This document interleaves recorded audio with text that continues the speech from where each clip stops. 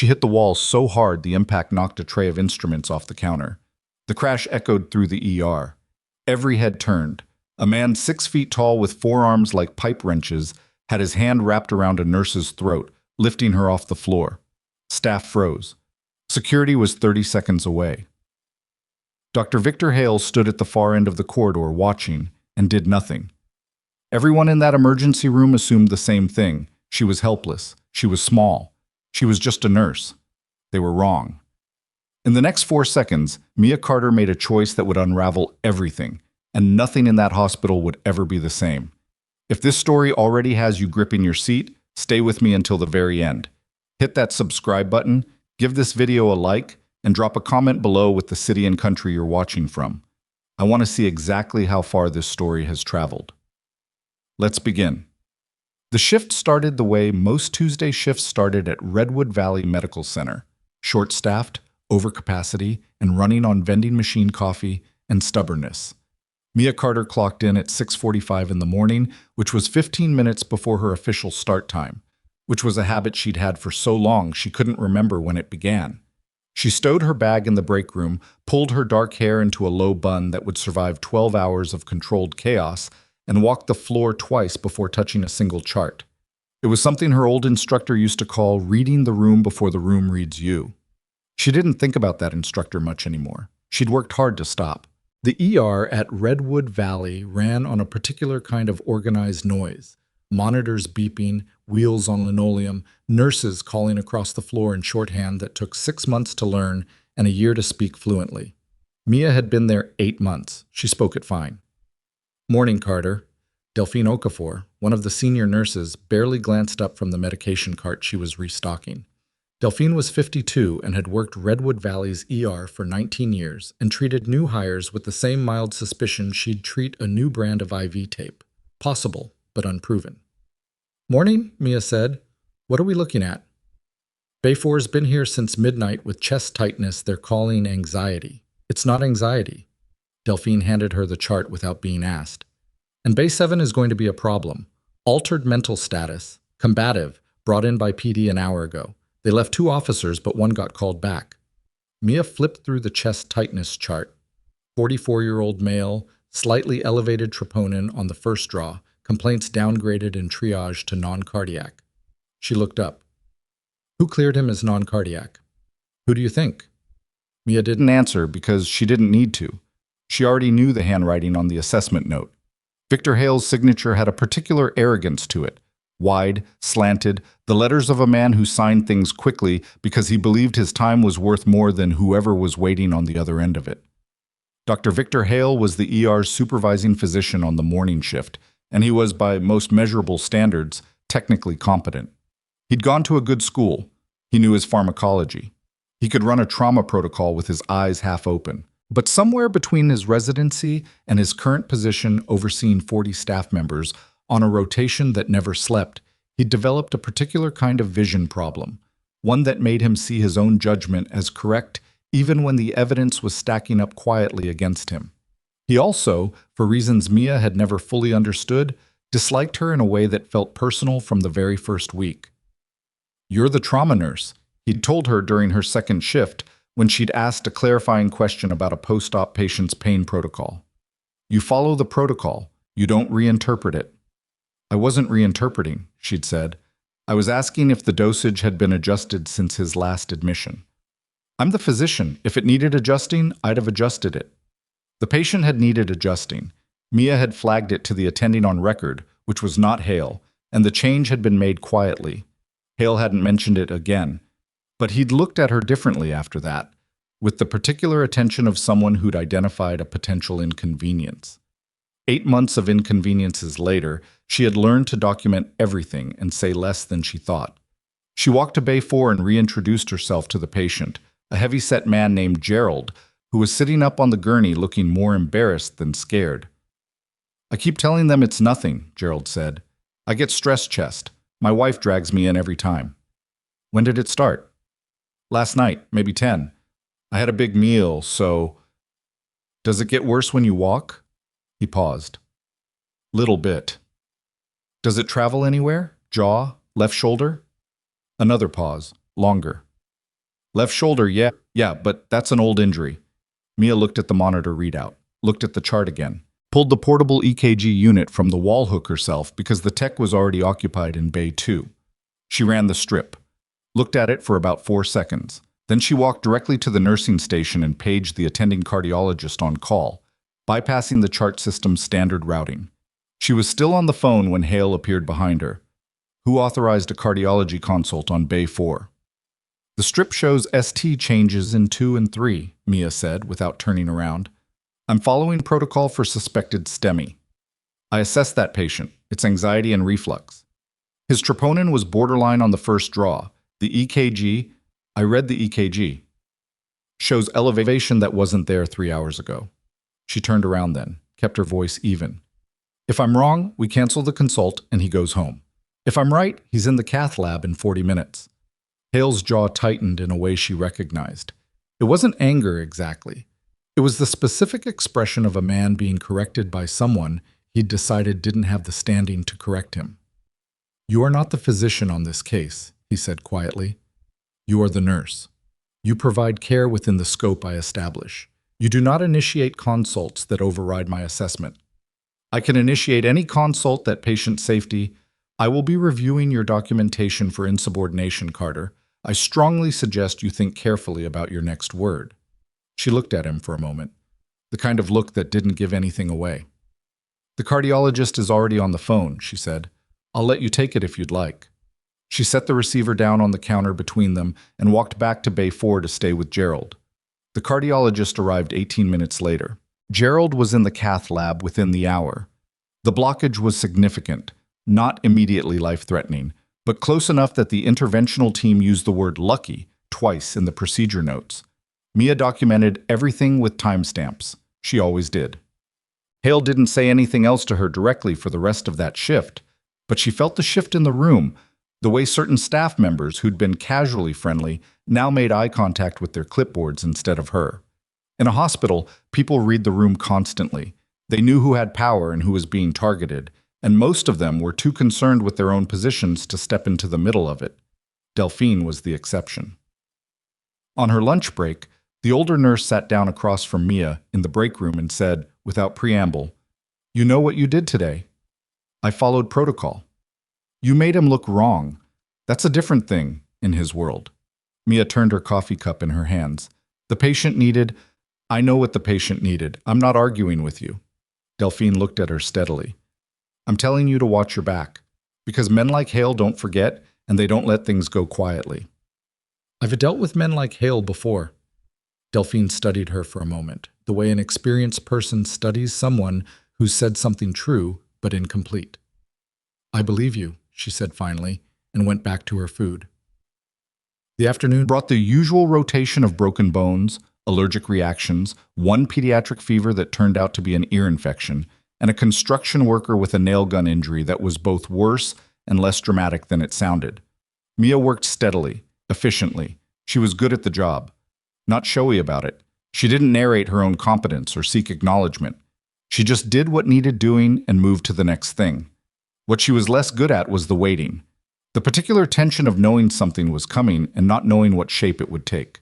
It took 4 days. On the 4th day, she arrived for her shift to find a formal notice on her employee portal. An incident report had been filed, authored by Dr. Victor Hale, alleging that she had overstepped clinical boundaries, interfered with physician-directed care, and demonstrated a pattern of insubordination that creates unsafe working conditions for the ER team.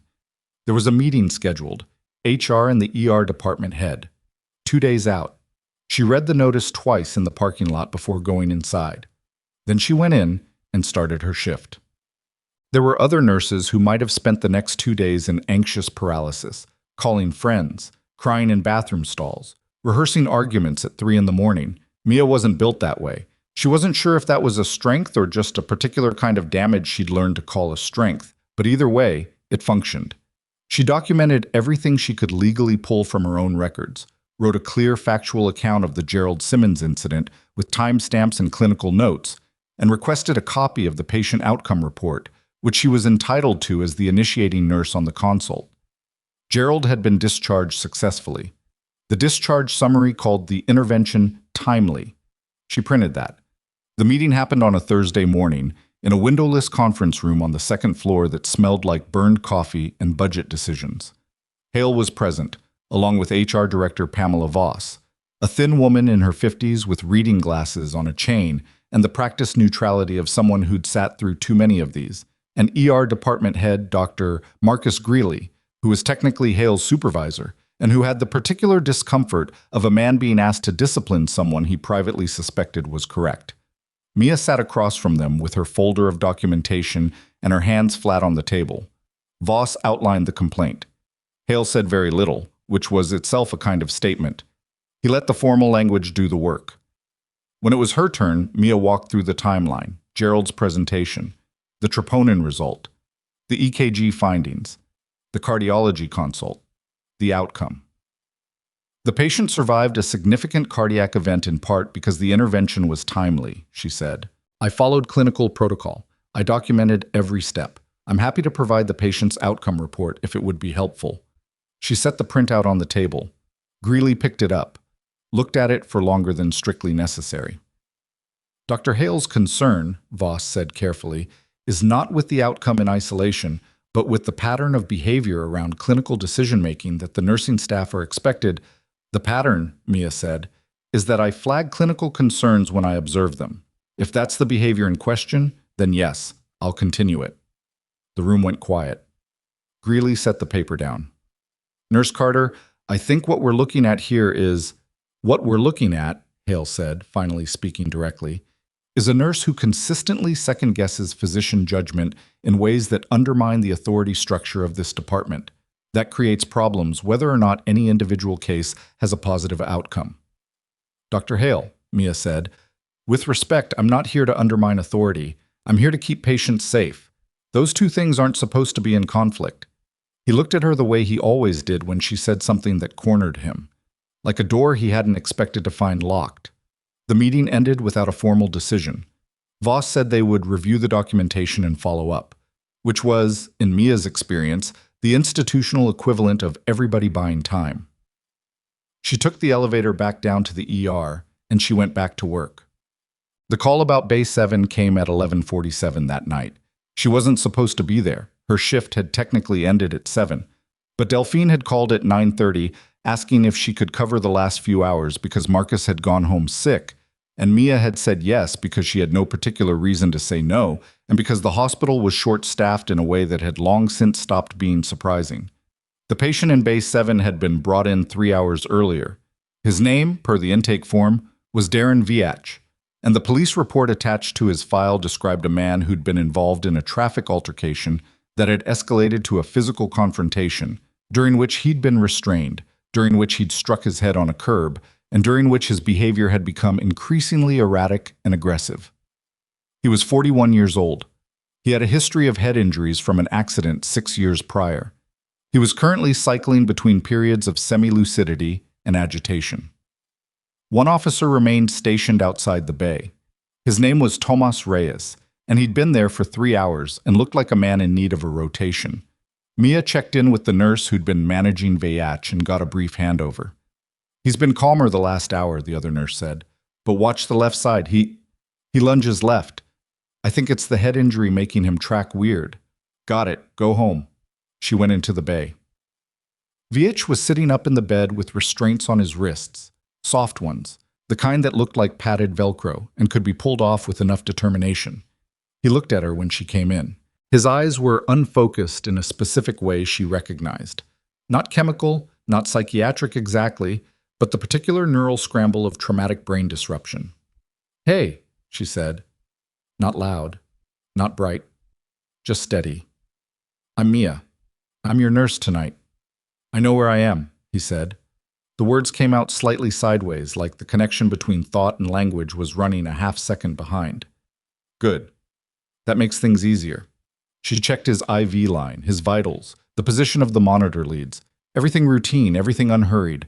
Any pain? Head. I'll see what we can do about that.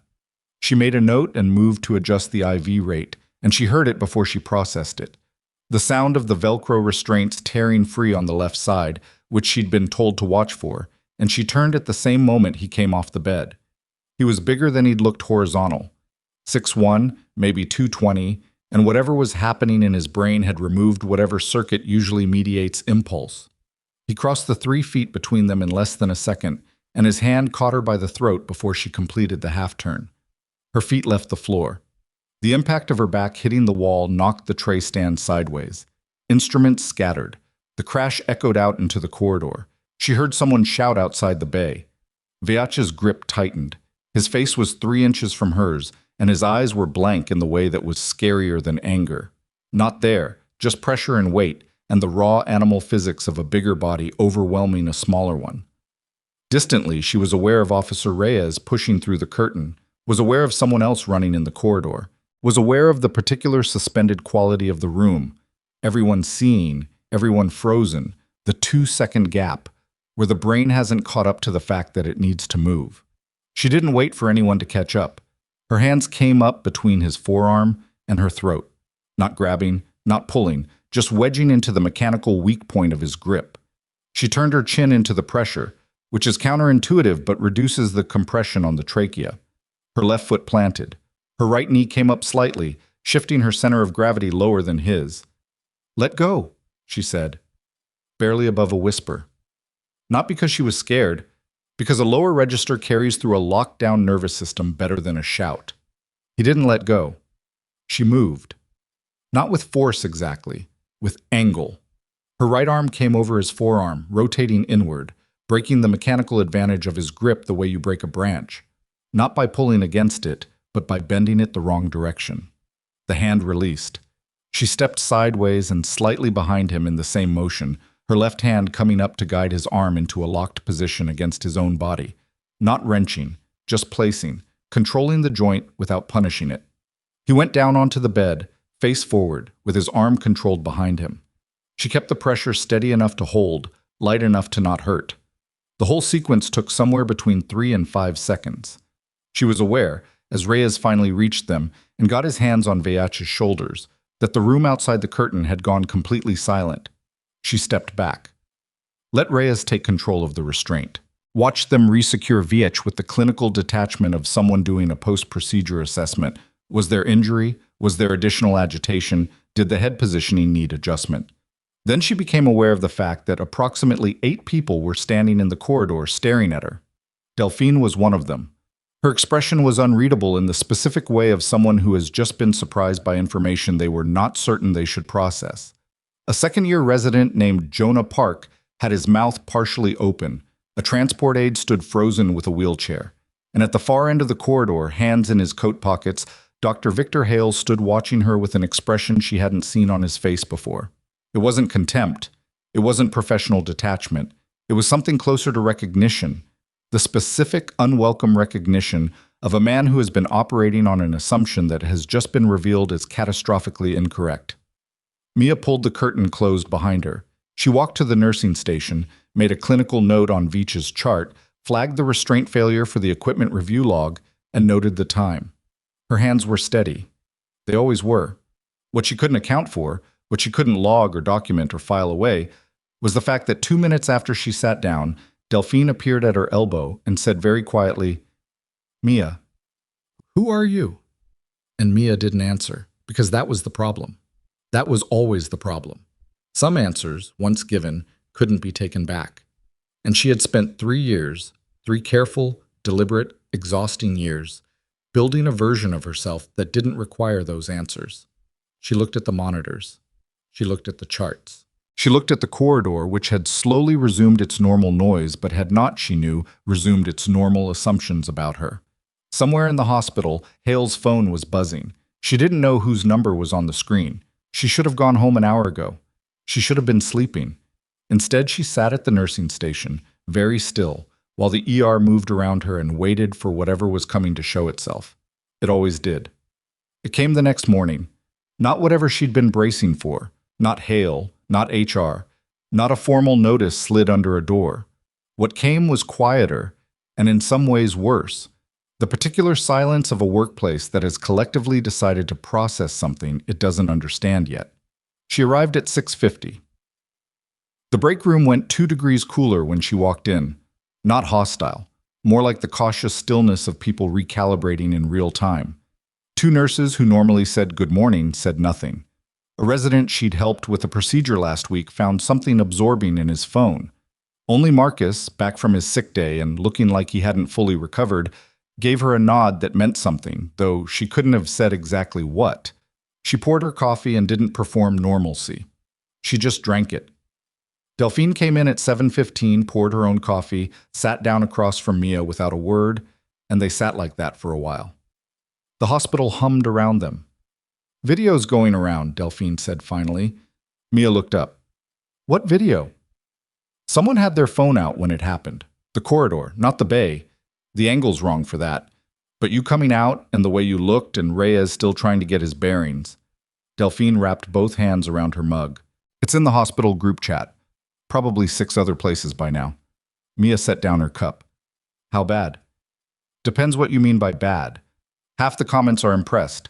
Other half are asking questions." Delphine paused. "Hale's asking questions too. Different kind." "What kind?" "The kind where he's making calls." Mia absorbed that. She'd expected something. She just hadn't known the shape.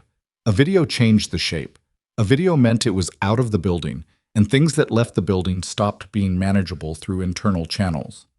"All right," she said. "That's all you've got? All right. What else would you like?" Delphine looked at her for a long time. An explanation would be a start. Mia stood, picked up her coffee, and said, "I need to check on a patient." She wasn't avoiding the question. She was buying herself time to decide how to answer it, which was different, and which was a distinction she wasn't sure Delphine would accept. The shift moved the way shifts do when something unresolved is hanging in the air, too fast in some places, stretched thin in others, the ordinary work of the ER carrying on over the top of a situation that hadn't resolved itself yet. She started 2 IVs, talked a 70-year-old woman through a panic attack that had been misread as cardiac, caught a medication interaction that the overnight pharmacist had flagged, but that hadn't made it onto the attending's radar, and ate half a granola bar over a sink at 9:30 because she'd skipped breakfast. Normal. Or the version of normal she'd built here. At 10:12, Pamela Voss from HR appeared at the nursing station and asked Mia to come upstairs when she had a moment. The phrasing, "when she had a moment," was institutional politeness for now, please, and Mia recognized it. She told Marcus where she was going and took the stairs. The conference room was the same one as before, same burned coffee smell. But this time there was someone new in it. A man she didn't recognize sitting to the left of Voss, with the particular posture of someone who didn't need to announce himself because the room already knew he was important. He had a blue lanyard she didn't recognize the affiliation of, a yellow legal pad, and a pen. He was clicking at irregular intervals. "Nurse Carter," Voss said. "Thank you for coming up. This is Martin Drell. He's from Hospital Administration's Risk Management Division." "Risk Management," Mia repeated. Drell nodded. He had a narrow face and the expression of a man who'd sat in a lot of rooms like this one and found none of them particularly interesting. "We're doing a review of last night's incident in Bay 7. Standard protocol after a patient restraint event involving physical intervention by a non-security staff member." "I'm aware of the protocol," Mia said. "I've written up my incident report." "We have it. We have a few additional questions." He opened the legal pad. "You've been employed here 8 months. Prior to this position, you were at..." He consulted something. "Kerrigan Community Hospital in Tucson for 14 months. Before that, you completed your nursing degree at Halston University. Is that correct?" "That's correct." "And your work experience prior to nursing school?" Here it was. The question she'd been asked twice in her employment history, both times by HR coordinators doing background checks, both times answered with the truthful but deliberately incomplete version. Some years working in emergency medicine in a field capacity, independent contractor basis, not affiliated with a hospital system. "Field medicine," she said. "Pre-hospital trauma care. Contract basis." Drell wrote something. Voss was watching her with the careful attention of someone who'd been told to watch carefully. "The movement you used last night," Drell said, "to restrain the patient." "Control the patient," she corrected. "He wasn't injured." "The movement. It's been described by several witnesses as, and I'm reading here, unlike anything they'd seen from medical staff." He looked up. "Can you explain your training?" I've had physical defense training as part of occupational safety courses, she said, which was true, among a significant number of other things. What courses specifically? I'd need to look up the exact certifications. I can provide that documentation. We'd appreciate it. He wrote something else. Nurse Carter, I want to be straightforward with you. The incident report from Dr. Hale, the insubordination complaint, raises questions about your pattern of clinical behavior. In combination with last night's incident, administration is concerned about whether your background and training have been fully disclosed in a way that's relevant to your role here. Mia looked at him. Are you asking whether I falsified my employment application? We're asking whether relevant prior experience was omitted. I disclosed what was relevant to a nursing position, she said. Everything I did last night was within the scope of patient safety. The patient was not injured. The restraint lasted under a minute before Officer Reyes assisted. The concern, Drell said carefully, is that the level of physical capability you demonstrated is not consistent with the background you've provided. She felt something tighten in her chest. Not panic, not quite. More like the specific feeling of a door closing from the outside. What is administration recommending? She asked. Voss cleared her throat. Pending review of your full documentation, we're recommending a temporary reassignment from ER floor duties. Mia held the silence for a moment. A suspension. A reassignment. You'd be moved to administrative support and patient liaison duties while the review is completed. Full pay. No formal disciplinary notation yet. Yet. How long? Potentially 2 weeks. Possibly less if documentation review goes quickly. She looked at the legal pad, at Drell's even expression, at the closed door behind her. All right, she said. Same 2 words she'd said to Delphine. Same meaning, not agreement exactly, but acknowledgement that the room had already made its decision and arguing with rooms never worked. She signed the reassignment notice, walked out, took the stairs back down, and ran into Jonah Park on the second-floor landing. He looked like he wanted to say something and couldn't decide what. I didn't send the video, he said. I want you to know that. I know, she said. She didn't know for certain, but it didn't matter. Whatever's happening, you did the right thing last night. Veach could have hurt someone else. She nodded and kept moving. Well, administrative support and patient liaison turned out to mean a desk near the hospital's main information center, a headset, and a task queue of patient follow-up calls and appointment confirmation reminders. It was not by any measure where her skills belonged. The people running the information center were nice enough. A retired school teacher named Greta, who'd taken the volunteer position for social reasons, and a part-time staffer named Benny, who was working his way through a pharmacy tech program and was very serious about doing it correctly. On her first day, she made 43 follow-up calls. She was polite on every one of them. She also, in the gaps between calls, began pulling every piece of paper she was legally entitled to pull. Her own incident reports. The Gerald Simmons outcome documentation. The timeline of Hale's complaint against her, mapped against the dates of every clinical flag she'd raised in 8 months. It wasn't a pattern she'd consciously assembled. It assembled itself, the way patterns do when you start putting things in chronological order. On her second day at the desk, Delphine appeared during the lunch hour, set a wrapped sandwich in front of her, and said, I made some calls. Mia looked up. To who? People I know. I've been in this building 19 years, Mia. I know people. She sat down in Benny's chair, which was vacant. Hale's complaint isn't the first one he's filed.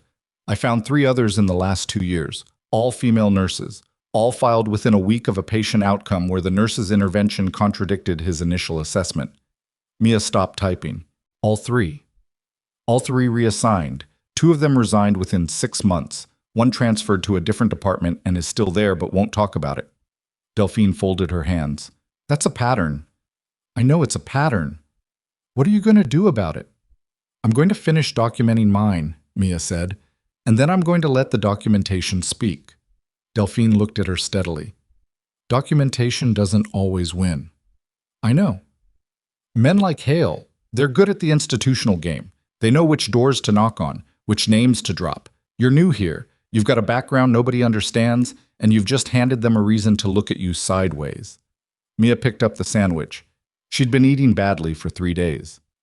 What would you recommend? I'd recommend having someone in your corner who isn't just you. Who did you have in mind? Delphine didn't answer that directly, just stood up, straightened her badge, and said, "There's a night shift nurse named Priscilla Weston who worked with Hale 2 years ago, before she transferred to the ICU. She might have things to say that she didn't say then." She paused at the edge of the desk. "And you should know that Greeley's been asking questions. Not Hale's kind of questions. The other kind." "What other kind?" "The kind where he's quietly reviewing patient outcomes on cases Hale cleared and someone else caught." Delphine looked at her with the expression of someone choosing to trust a judgment call. "I think he's starting to understand what he's been sitting on top of." She left. Mia ate half the sandwich. It was better than the granola bar. Priscilla Weston was 44, had been an ICU nurse for 11 years, and had the specific quality of someone who'd made a decision a long time ago to keep her head down and had lived with the costs of that decision in ways that hadn't gone away. She agreed to meet Mia after her evening shift, in the hospital's small courtyard that nobody used in October because Phoenix cold was still cold, even if it wasn't northern state cold, and she sat with her hands wrapped around a takeout cup and talked with the careful cadence of someone who had thought about what she was going to say before she said it. "He told a patient I'd made a medication error," Priscilla said. "I hadn't, but by the time the documentation proved it, the complaint was already in my file and HR had already had 2 conversations with me about clinical judgment. The thing about Hale is..." She stopped, started again. "He doesn't lie outright. He uses language precisely. It appears that. And questions have been raised about, and for the protection of patient safety. Nothing that can be cleanly refuted, but all of it pointing in the same direction." "Did you report it?" Priscilla looked at her over the cup. "I reported it to Greeley. He said he'd look into it. 6 weeks later, I was transferred to the ICU, which I asked for, technically. So," she let that sit. "You asked for the transfer after the complaint." "Yes." "Did Greeley know that's why?" A pause. "I think he knew. I think he was giving me a way out that didn't require him to deal with the harder question." She looked down. "I should have pushed harder. I know that. I had a kid starting kindergarten, and I was 2 years into my mortgage, and fighting felt like a luxury. I'm not judging you. I know, I'm judging me." She set the cup down. "What are you going to do?" "Same thing I've been doing," Mia said. "Document. Keep going. That worked out well last time someone tried it. I'm not the same as last time." Priscilla studied her in the particular way Delphine had studied her, the way several people had looked at her in the last few days. Like they were trying to locate something underneath the surface that they'd missed before. "No," she said finally. "I don't think you are." She gave Mia a signed statement. 2 pages. Careful, specific, dated. Mia thanked her and meant it. Walking back inside, she passed a bulletin board in the main corridor that she'd passed 50 times without looking at, and this time she looked at it because something had changed. A printed notice, new, from hospital administration. Redwood Valley Medical Center welcomes a Department of Defense healthcare audit team for a scheduled systems review, November 3/7. Visitor badge protocol. Contact information for questions. She stopped. "Read it again." A Department of Defense audit team. In a civilian hospital. She'd been gone from that world for 3 years. 3 years of building something else. Something quieter. Something where her past was a door she'd shut and wallpapered over. She'd chosen Phoenix deliberately. A large city with a transient population and enough turnover that nobody expected to know anyone's full history. But the Department of Defense didn't do routine audits of civilian hospitals. She knew what that kind of visit looked like, and it didn't look like routine. She stood at the bulletin board long enough that a volunteer passing behind her said, "Can I help you find something?" And she said no and moved on. The date on the notice was November 3rd. Today was October 30th. That night she didn't sleep well, which was unusual. She'd trained herself out of bad sleep years ago, the way you train yourself out of most things, by going through enough situations where rest is a tactical resource and anxiety is a liability. But there was something different about this, something that sat at the edge of her brain and wouldn't be cataloged and filed away. She got up at 4:30, made coffee, and sat at her kitchen table with her documentation folder open in front of her. The Hale file. The Simmons outcome. Priscilla's statement. 3 other instances she'd cross-referenced from her own notes. Cases where a clinical flag she'd raised had been quietly acknowledged without an attribution. She was building something solid. She knew that. But solid took time, and time was a resource she wasn't sure she had. Her phone buzzed at 6:18, a text from a number she didn't recognize, which was itself notable because she was careful about who had her number. Mia Carter. We need to speak before November 3rd. This is not about the hospital complaint. Please call when you can. R. Vasquez, Lieutenant Colonel. She read it 3 times, set the phone face down on the table, picked it up and read it a 4th time. Lieutenant Colonel, Department of Defense audit team arriving in 4 days. Her coffee went cold. She didn't notice. There were exactly 4 people in her former life who'd had access to her current name and location. She'd been careful, not paranoid careful, but deliberate, the way someone is careful when they've had good reason to be. She'd thought that was enough. She'd made herself believe it was enough, because the alternative was living in a kind of suspended tension she'd worked 3 years to step out of. She picked up the phone and called the number. It rang twice. Carter, a man's voice said. Not a question. Just her name, spoken the way people in that world spoke names, like information being confirmed. You have the wrong number, she said. A pause. Redwood Valley Medical Center, Phoenix, ER nurse, 8 months. Before that, Kerrigan community in Tucson. Before that, another pause, deliberate. You know what was before that. She looked at her kitchen window. The sky outside was beginning to lighten. What do you want? She asked. 4 days, Vasquez said. There are things happening at your hospital that you may not have full visibility on. We need someone with your background to understand the picture before we walk in there. I'm a nurse, she said. I don't have a background relevant to a DoD audit. Mia, his voice shifted. Not soft exactly, but a fraction less formal. We know about Hale. Her hand tightened on the phone. What do you know? More than you do, he said. And some of it doesn't stay inside the walls of that hospital. The sky kept lightening. A car passed on the street below. I'll call you back, she said. She hung up before he could respond. Set the phone on the table, looked at her documentation folder, at the careful chronology she'd assembled over 11 days of desk work and borrowed goodwill and late nights. She thought she was building a case against a difficult physician in a civilian hospital. She was starting to understand she might have been standing at the edge of something considerably larger without knowing it. And in 4 days, whatever that something was, it was walking through the front door. She called him back at 7:14, not because she'd made a decision exactly, more because she'd run the variables and understood that not calling back was itself a decision, and a worse one. Whatever Vasquez knew, knowing it was better than sitting in the dark 4 days out from something she couldn't see clearly. He picked up on the first ring. Tell me what you know about Hale, she said. No preamble. Good morning to you too. A pause. Not awkward, just measured. Not over the phone. Can you meet today? I'm on administrative reassignment. I have a desk I'm supposed to be at by 8. This afternoon, then. There's a coffee place called Darrow's on Halstead, about 6 blocks from the hospital, 3 o'clock. She almost said she'd think about it. Instead, she said, 3 o'clock, and hung up. She spent the morning at the information desk making follow-up calls, confirming appointments, answering questions about visiting hours. Greta brought in banana bread and offered Mia a piece twice. The second time Mia took it, she was trying to eat better. She wasn't succeeding consistently. At 11:40, her documentation folder received 1 new addition, not from her own notes this time, but from Delphine, who materialized at the desk like she'd stepped out of a wall and slid a folded paper across without sitting down. Don't ask me how I got this, Delphine said. Mia unfolded it. It was a printout of an internal mortality review flag, dated 8 weeks ago, for a patient named Clifford Arndt, 71 years old, admitted with complications from a gallbladder procedure and discharged after a 2-day stay. Cause of readmission, 4 days later, sepsis secondary to undetected surgical site infection. Cause of death, 6 days after that, multi-organ failure. The attending on the initial discharge, Victor Hale.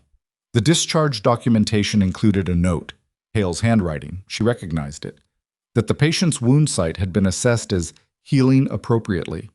There were no photos in the chart, no wound measurement noted, just that phrase. Was there a nursing assessment at discharge? Mia asked. That's the interesting part, Delphine said. There was. The nurse who did it flagged mild erythema and requested a wound care consult before discharge. That flag was removed from the active chart and moved to a supplemental file that doesn't appear in standard EMR review. Mia looked up. Removed by who? The system log shows a physician access event 4 hours after the nursing note was entered. They looked at each other. Clifford Arndt, Mia said. Dead, Delphine said. 11 weeks ago. Does his family know there was a suppressed nursing note? I don't know what they know. Delphine straightened. What I know is that this is not a complaint about a physician having a difficult personality. This is something else. She was gone before Mia could respond, which was probably the point. Darrow's was the kind of coffee shop that had been in the same location for 20 years and hadn't updated anything. Same tables, same worn-down counter, same handwritten specials board. Mia arrived 7 minutes early and took a corner seat facing the door, which was habit, so ingrained it didn't register as deliberate anymore. Vasquez arrived at 3:02. He was compact, maybe 45, dark hair going silver at the temples. Civilian clothes, but with the bearing of someone who'd worn a uniform long enough that it was baked into the posture. He saw her immediately, crossed to the table, and sat without the kind of preliminary small talk that wastes time. You look different, he said. It's been 3 years. I know how long it's been. He flagged the server, ordered a black coffee, looked at her carefully. How are you doing, actually? I'm fine. What do you know about Hale? He accepted the redirection. Victor Hale has a contract with a private healthcare analytics company called Meridian Group. They're technically a data aggregation firm. Hospitals contract with them to analyze patient outcome metrics, identify cost inefficiencies, that kind of thing. The pitch is that they help hospitals improve performance. The actual function? Depends on the client. In some cases, they are doing exactly what they say. In other cases, he wrapped his hands around his coffee cup. They identify high-cost patient populations and provide consulting recommendations that reduce those patients' utilization rates. Mia absorbed that, which is another way of saying they tell doctors to discharge patients faster and avoid expensive interventions. When done correctly, that's just efficiency. When done the way Meridian does it at certain client sites, he paused. They have a performance incentive structure. Physicians who hit certain metric targets receive quarterly bonuses through a subsidiary that Meridian runs. Hale's on that incentive structure. For the last 14 months, she thought about Clifford Arndt, about the wound note that had been moved out of standard EMR review, about Gerald Simmons, whose borderline troponin had been assessed as anxiety and reflux. How many patients, she asked, at Redwood Valley specifically, were still building the picture, across Meridian's client network? He stopped. It's not a small number. Why is this a DoD matter? Because 3 of Meridian's client hospitals have active contracts with the Department of Defense for treatment of veterans and active duty personnel. We have at least 2 documented cases where service members received care under Meridian-influenced protocols that we believe contributed to adverse outcomes. The coffee shop noise moved around them. The hiss of the espresso machine, 2 people at a laptop arguing quietly about something on the screen. Ordinary afternoon sounds over the top of what he was describing. Why are you telling me? Mia asked. Because you're already inside it. Because you flagged Simmons when Hale cleared him. Because you pulled Arndt's chart. He looked at her steadily. And because when we walk into that hospital on Thursday, it's going to get complicated very quickly, and having someone on the inside who understands both the clinical side and the other side matters. I'm a nurse on desk duty, she said. I've been reassigned because Hale filed a complaint against me. I know, that's going to be addressed. By who? The audit team has authority to request immediate reinstatement of any staff member whose reassignment may be related to the subject matter of the investigation. She looked at him. That's a very specific authority. It's a very specific investigation. She was quiet for a moment. Outside, a delivery truck was parallel parking badly, the reverse alarm going in irregular bursts. What do you need from me before Thursday? I need to know if there are other nurses or clinical staff who've observed what you've observed. People who might have documentation or direct accounts that they haven't reported through official channels. I have one signed statement already, and I think there are others. Good. Don't go through hospital administration. Don't go through HR. Get me contact information and I'll have someone from our team reach out directly. And in the meantime, do your job. Stay on the desk. Don't give Hale anything else to put in a file. She wanted to say that she hadn't given him anything to begin with, that Hale's file was constructed from her doing her job correctly. But that was an argument for a different room. Vasquez, she said as he pulled on his jacket, the audit. Is the goal to fix what's happening at Redwood Valley, or is the goal to build a federal case against Meridian Group? He looked at her. A pause that was half a second too long. Both, he said. The two things aren't mutually exclusive. He left. She sat with her coffee and looked at the table. Both. The two things aren't mutually exclusive, which was technically true and also the kind of answer that told you clearly which one was the priority. She pulled out her phone and texted Priscilla Weston. Are you working tomorrow? I have something I need to run by you. The reply came in under 2 minutes. Day off. I can meet. November 2nd was a Sunday, and the hospital ran quieter on Sundays. Not slow. Nothing about an ER was slow, but the particular administrative weight of the building lifted slightly with the Monday-Friday staff mostly gone. Mia used her weekend to do 3 things: finish the timeline document she'd been building, meet with Priscilla to explain what Vasquez had told her, and get 2 additional names of nurses Priscilla trusted, and call each of those nurses directly. The first one, a woman named Becca Tran, who'd been an ER nurse at Redwood Valley for 4 years, cried on the phone. Not dramatically, just the specific sound of someone for whom a confirmation of something they'd known but doubted is both a relief and devastating. She'd flagged 2 patients whose discharge timelines she'd considered premature. Both had been readmitted within 10 days. One had filed a complaint against the hospital. It had been settled quietly. She hadn't made the connection to Meridian Group. She made it now. The second nurse, Rafael Ordonez from the overnight shift, was angrier than sad. I've been saying it for a year, he said. Nobody wanted to hear it. Someone wants to hear it Thursday, Mia said. Both agreed to provide contact information for the DoD team. Neither asked her how she knew what she knew, which told her they'd either learned not to ask unnecessary questions or they trusted her, and she wasn't sure which was more useful. Monday morning, November 3rd, she arrived at the hospital at 6:50 as usual. The audit team was already in the building. She knew this before she saw anyone because the lobby had a different quality to it. The security desk posture was more deliberate. The administrative assistants near the front entrance were moving with the slightly compressed efficiency of people who'd been told to make things look normal and were trying too hard. There was a cluster of people near the executive suite elevator bank, and she clocked them without appearing to. 4 individuals in civilian clothes, badge lanyards that were a slightly different shade of blue than the hospital's standard issue, and a 5th person who was talking to the hospital's chief of operations in the way that junior officials talk to senior ones when they're technically deferential and actually in charge. She went to the information desk. She put on her headset. She made calls. At 9:17, Marcus Greeley came down from the 2nd floor and crossed to the information center with the expression of a man who'd been awake for a while and hadn't found what he was looking for. Carter, he said. Do you know what's happening? DoD audit team, she said. Scheduled systems review. I saw the notice last week. DoD audit teams don't generally request the personnel files of specific physicians before they've been in the building an hour. He looked at her. They've requested Hale's complete file. Employment history, complaint documentation, incident reports, everything. She kept her voice neutral. That does sound more specific than a systems review. Did you? He stopped, looked at the counter between them. Are you connected to whatever this is? I'm a nurse on desk reassignment, she said. He held her gaze for 4 seconds. Then he nodded, once, and walked back toward the elevator. Oh, Hale arrived at 10:40, which was late for him. She heard about it from Benny, who'd overheard it in the elevator.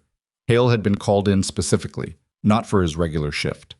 He'd been in Greeley's office for 20 minutes, then the executive conference room, then he'd come out to the ER floor and started his rounds with the particular intensity of a man trying to look normal.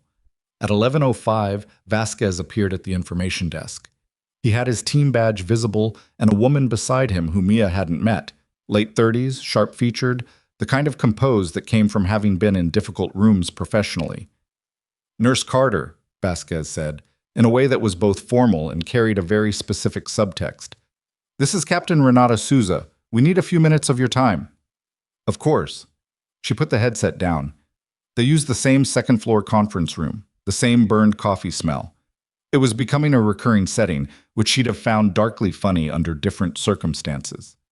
Souza sat across from her and opened a tablet. We've been reviewing the documentation you provided through Lieutenant Colonel Vasquez. I want to go through a few specifics with you. She had a slight accent Mia couldn't immediately place. The Clifford Arndt case. You accessed his chart. How? I received a copy of the mortality review flag from a colleague. I didn't access the original EMR. The printout I provided is what I was given. Do you know who moved the nursing assessment note to the supplemental file? I have a hypothesis, Mia said. I don't have access to the system logs that would confirm it.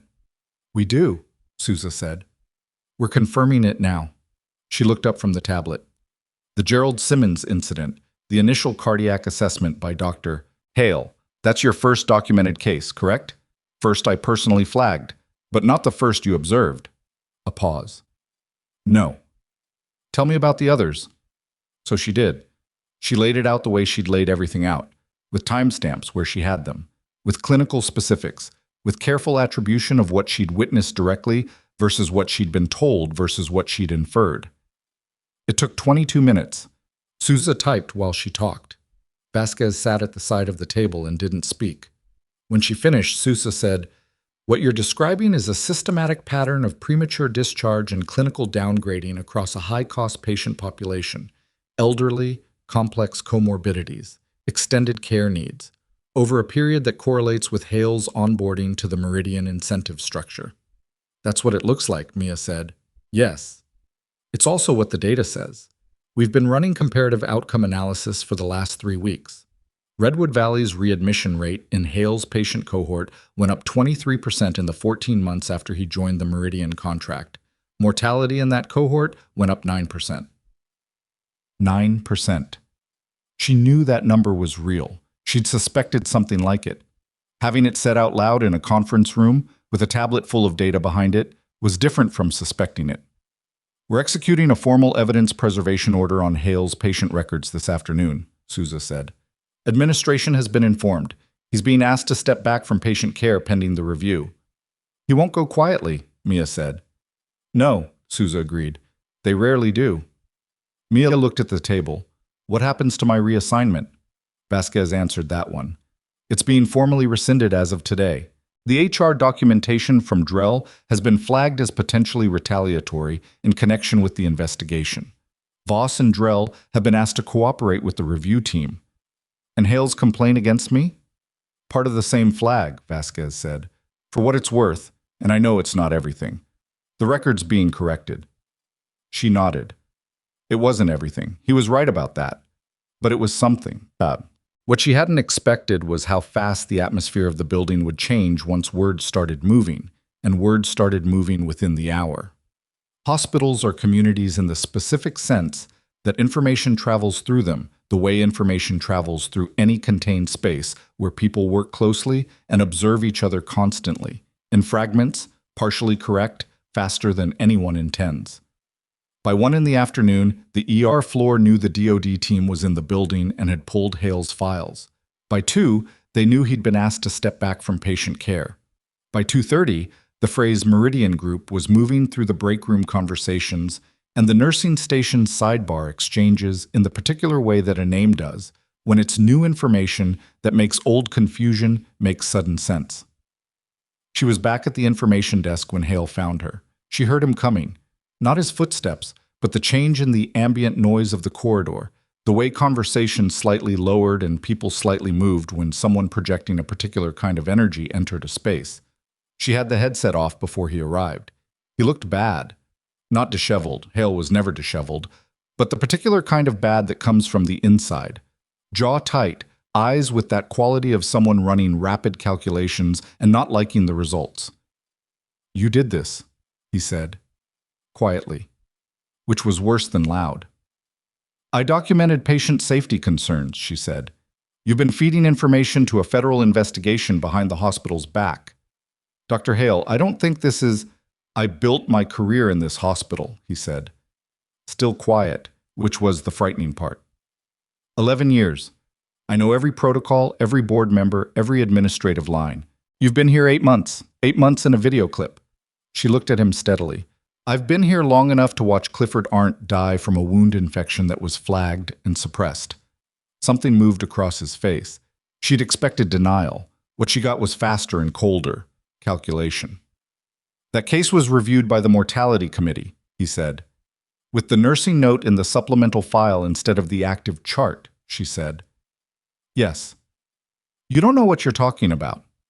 Dr. Hale. She kept her voice completely level. I know exactly what I'm talking about. And so do you. He looked at her for a long moment. The corridor moved around them. A volunteer pushing a cart, 2 nurses crossing at the far end, the ordinary afternoon machinery of the building operating in complete indifference to what was happening at this desk. You have no idea, he said finally, what kind of people you're dealing with. You mean Meridian Group? He went very still. I've read the incentive structure, she said. Quarterly bonuses through a subsidiary. Metric targets tied to discharge rates and cost per patient reductions. It's quite detailed. He stared at her with the expression of a man who is restructuring his understanding of how much information the other party has and not finding the revision comfortable. Then he turned and walked away. She watched him go. Her pulse was elevated. She noticed it, calibrated it, let it drop. The call came at 4:17 in the afternoon. Not to her phone, to the nursing station on the ER floor, which she wasn't supposed to be at, but which she'd returned to at Vasquez's request, because 2 members of his team wanted to walk the floor and asked for a staff member who could answer clinical layout questions. She'd been standing at the station with Jonah Park when the call came in. Park answered, and she watched his face change. The specific change, color, expression, posture, that says a call has gone from routine to not routine in the first 3 seconds. How many? He said. Then, ETA? Then, okay, activating now. He hung up. Looked at her. Multi-vehicle accident, Highway 17 overpass. 4 critical, 6 walking wounded, 2 pediatric. Fire still on scene. First units, ETA, 7 minutes. The ER went from afternoon pace to trauma pace in the way a controlled space shifts when everyone in it who knows their job hears the right words. Not chaos, but a specific kind of ordered urgency. People moving to positions they'd run drills for, equipment appearing from supply rooms, the charge nurse calling for additional staff from the floors above. Mia was already moving. Nobody stopped her. The reassignment, whatever its formal status, meant nothing in the next 7 minutes, and everyone in that room knew it. Park didn't question her. Delphine, appearing from the supply corridor, caught her eye and handed her a trauma kit without a word. The first unit arrived in 6 minutes 40 seconds. The next 90 minutes were the kind of work that doesn't leave room for anything else. Not the audit, not Hale, not the documentation folder at her desk, or the pending reinstatement paperwork, or the phone call she hadn't returned yet. Just airways and pressure and blood volume and the particular concentration of keeping track of 4 critical patients in a space designed for 2. Bay 1 was a 43-year-old woman with a chest injury that everyone initially called rib fractures. And it was rib fractures, but it was also a developing pneumothorax that the film didn't show clearly on the first read and that she caught from breath sounds and percussion before the read. She flagged it at the 12-minute mark. The attending on trauma activated the chest team at 14 minutes. Bay 2 was a child, 8 years old. The word pediatric in the radio call was always the hardest one. He was conscious, which was both reassuring and made things harder in a specific way.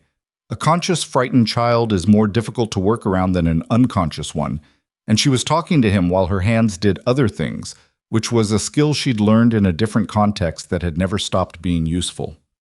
Hey, my name's Mia. Can you tell me your name? Theo. Barely a whisper. Theo. Good. I've got you. Does anything hurt more than anything else? My arm, and... He stopped. Tears running sideways into his hair because he was flat on the gurney. Where's my mom? We're taking care of your mom, she said, which was true in the sense that the hospital was taking care of everyone from the accident, and which she chose over the alternative of telling an 8-year-old she didn't know. She stayed with Theo through the imaging, through the arm fracture confirmation, through the ortho consult. His internal workup came back clean. She told him that, and watched his face absorb the information with the particular effort of a child trying to decide if he believed an adult. It was after 6 when the floor settled into post-trauma rhythm. Critical patients stabilized, surgical cases moved up, the walking wounded discharged or admitted. She was at the nursing station writing notes when Vasquez appeared at the edge of the ER. He looked at her for a moment. Then he crossed to the station. "They found the backup server," he said. His voice was low enough that only she could hear it. She looked up. "What backup server?" Meridian runs a proprietary data system. Patient records from their client hospitals, filtered, reanalyzed, and stored independently of the hospital EMR. We had a warrant for Redwood Valley's Meridian data partition. When the hospital's IT compliance officer went to pull it, he paused. It had been partially wiped in the last 4 hours. She felt the particular cold that comes from understanding something before you've finished processing it. "He knew," she said. "When I told him what I knew, Hale, he went straight to—" "We think so," Vasquez said. "We're working on recovery, and we think we can get most of it back. But someone with access to that partition initiated a deletion protocol this afternoon." He looked at her steadily. "And there's something else." She waited. "The Meridian Regional Director for the Southwest Territory." He glanced once at the corridor behind him. "His name is Philip Ward. He's been in Phoenix since Saturday." "Saturday," she said, "before the audit team arrived." "Yes." "And where is he now?" Vasquez's jaw tightened slightly, which was the most visible sign of something she recognized as controlled frustration. "We don't know. He checked out of his hotel this afternoon. His car is still in the lot. His phone is off." She looked at the ER, at the monitors and the charts and the ordinary machinery of the place. At Delphine restocking a supply cart. At Jonah Park reviewing imaging with a resident. At the hallway through which Hale had walked away from her 4 hours ago with the cold expression of a man making calculations. "Vasquez," she said, "when you ran the outcome data, the 23% readmission increase, the 9% mortality increase, was any of that data from Hale's records of service members?" He looked at her very carefully. "3 cases," he said. 2 Army, 1 Marine Corps. All 3 received care at Redwood Valley under Hale's oversight in the last 14 months. All 3 had adverse outcomes consistent with the pattern we've identified." He paused. "One of them didn't make it." The ER moved around them. Monitors beeped. Someone called for a supply cart. "Then this isn't just about Hale," she said. "No," Vasquez said. "It never was." She turned back to the nursing station. Her notes were half finished. Bay 4 had a new patient, elderly male, shortness of breath, arriving by ambulance in approximately 4 minutes. She picked up her pen. "Mia," Vasquez said. She looked back at him. "We're moving to the next phase tonight," he said. "There's something you need to know before we do." He glanced once more at the corridor.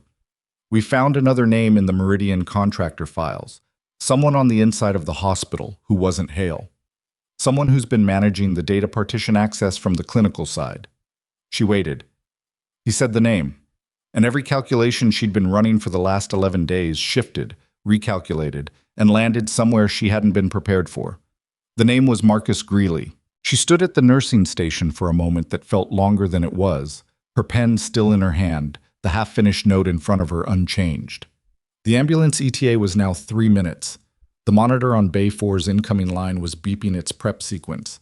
The ER was doing what it always did. She said, "Say that again?" "Marcus Greeley," Vasquez said. "He's listed in the Meridian contractor files as a clinical compliance liaison.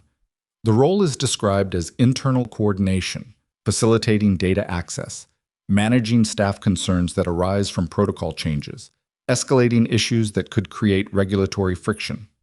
"Escalating issues," she said. "Complaints, nurses who flagged problems, staff members who created what Meridian calls compliance risk." She thought about the meeting in the second-floor conference room. Greeley sitting there with Hale's complaint in front of him, looking like a man with a headache who wanted it to resolve quietly. She'd read that as weakness, the particular institutional cowardice of someone who knew something was wrong and chose career comfort over doing anything about it.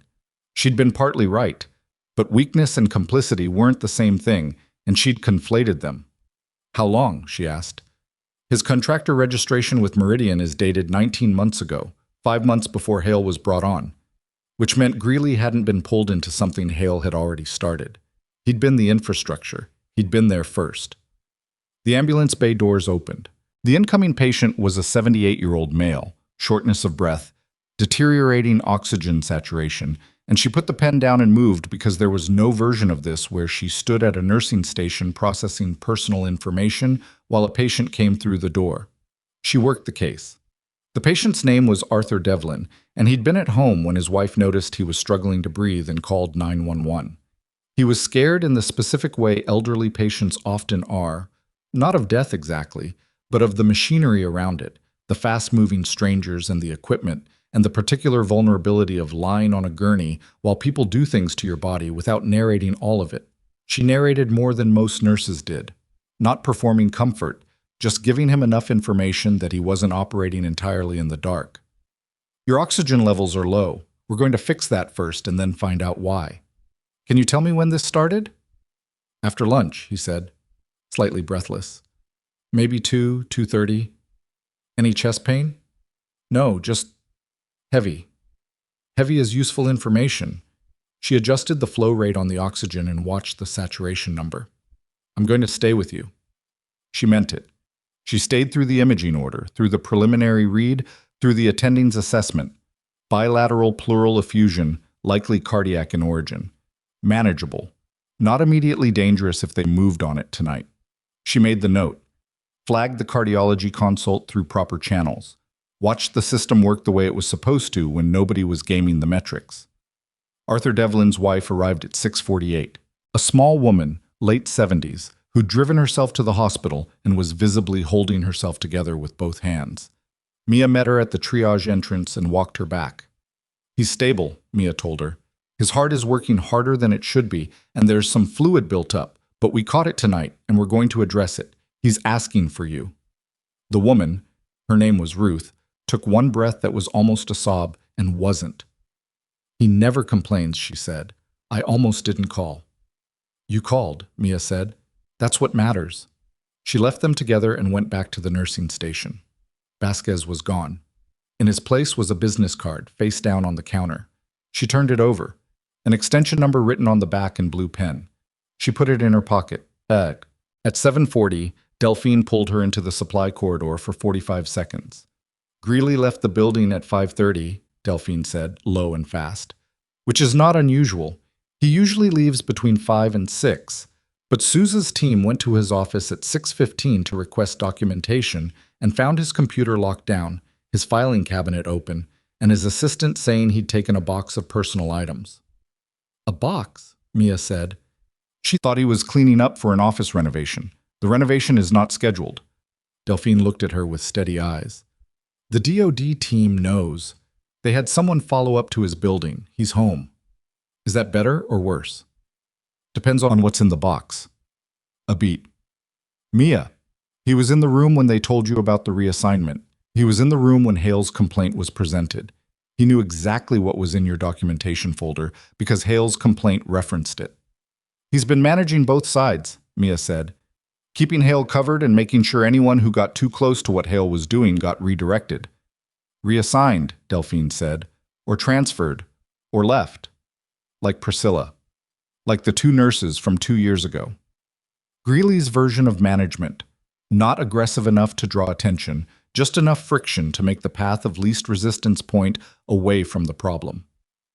Mia leaned against the supply shelf. Ibuprofen in bulk, exam gloves in 4 sizes, pulse ox sensors in a bin.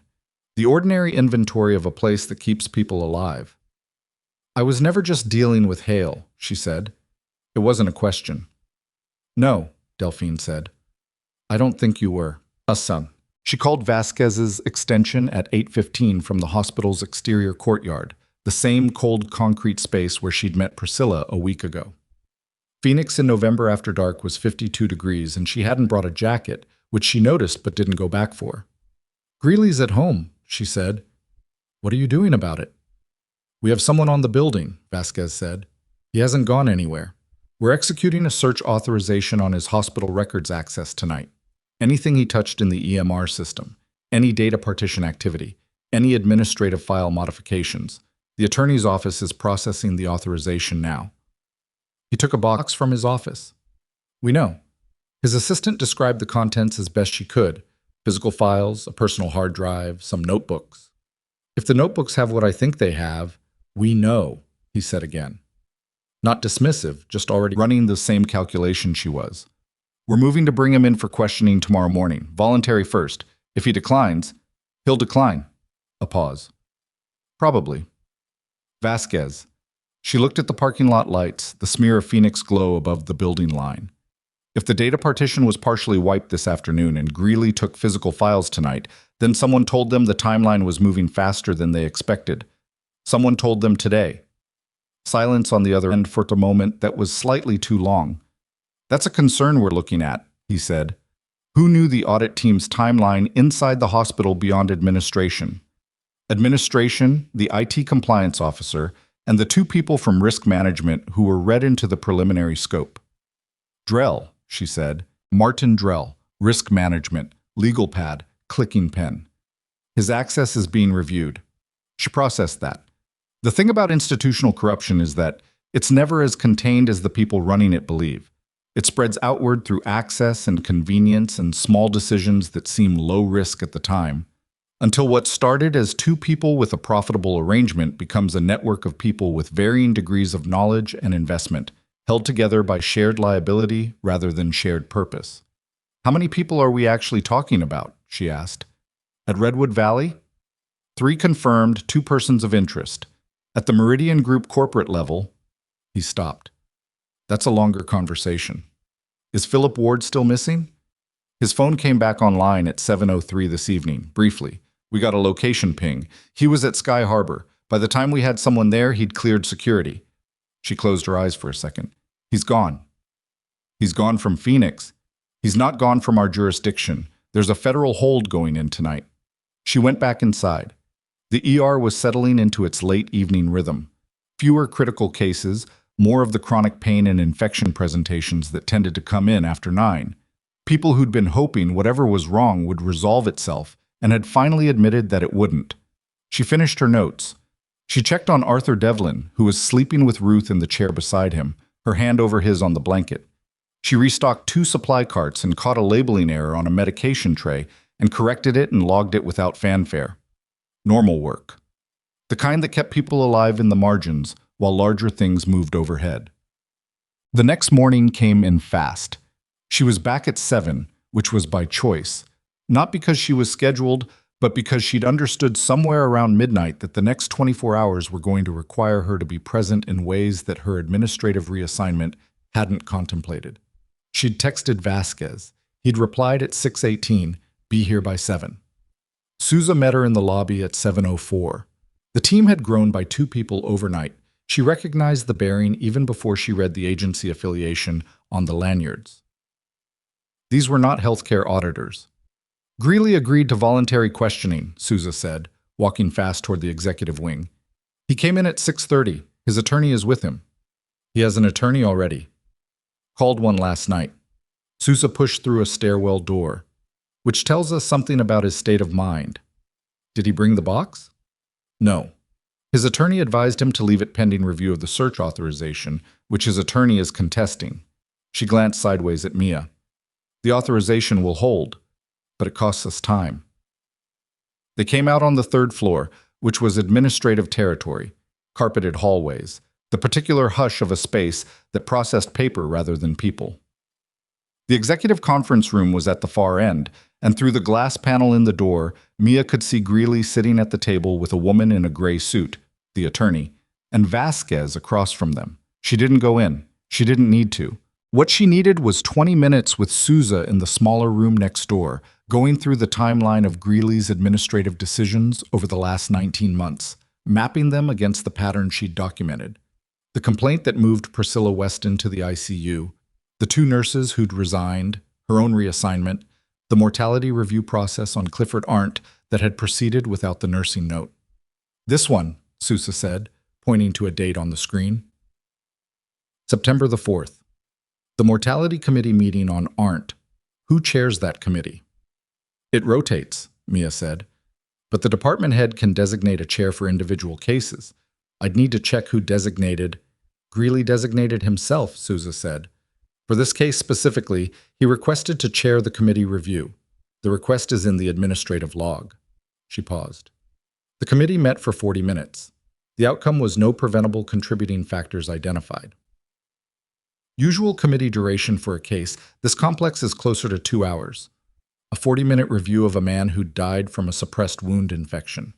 Greeley in the chair, Hale's name appearing twice in the patient record. Was Hale present at the committee? He was listed as a resource consultant, not a voting member. That would have been a conflict, but present to answer questions. Sousa looked at her. Nobody asked him any. She thought about the morning she'd sat across from Greeley in that conference room and read him as a man who wanted the headache to go away. He'd been performing exactly that. The exhausted middle manager, too conflict-averse to push back on a difficult physician. He'd been very good at it, good enough that she'd believed it, and she'd trained herself not to be fooled by obvious performances. This one hadn't been obvious. The conference room door opened at 9:20. Vasquez came out first, and the set of his shoulders said the voluntary questioning had produced less than hoped. The attorney followed, then Greeley. Greeley looked different in the hallway than he'd looked in his office. Smaller, somehow. The authority of his position had always been partly spatial. The office, the desk, the particular way the building arranged itself to indicate who made decisions and who received them. In the hallway outside a room he'd just been questioned in, he looked like a man who was beginning to understand what the next weeks were going to be. He saw Mia. He stopped. The attorney put a hand on his arm. He didn't move. "I want you to know," he said, "that I never wanted anyone to get hurt." She looked at him. Clifford Arndt got hurt. He flinched, small, controlled, but there. That wasn't... He stopped, started again. "The system has pressures. You don't understand the financial pressures this hospital operates under. Meridian's data tools were supposed to improve efficiency without compromising Dr. Greeley." She kept her voice completely flat. "I'm a nurse.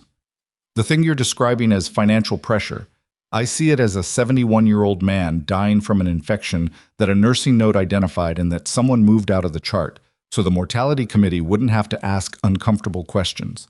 His attorney said, "Marcus, don't..."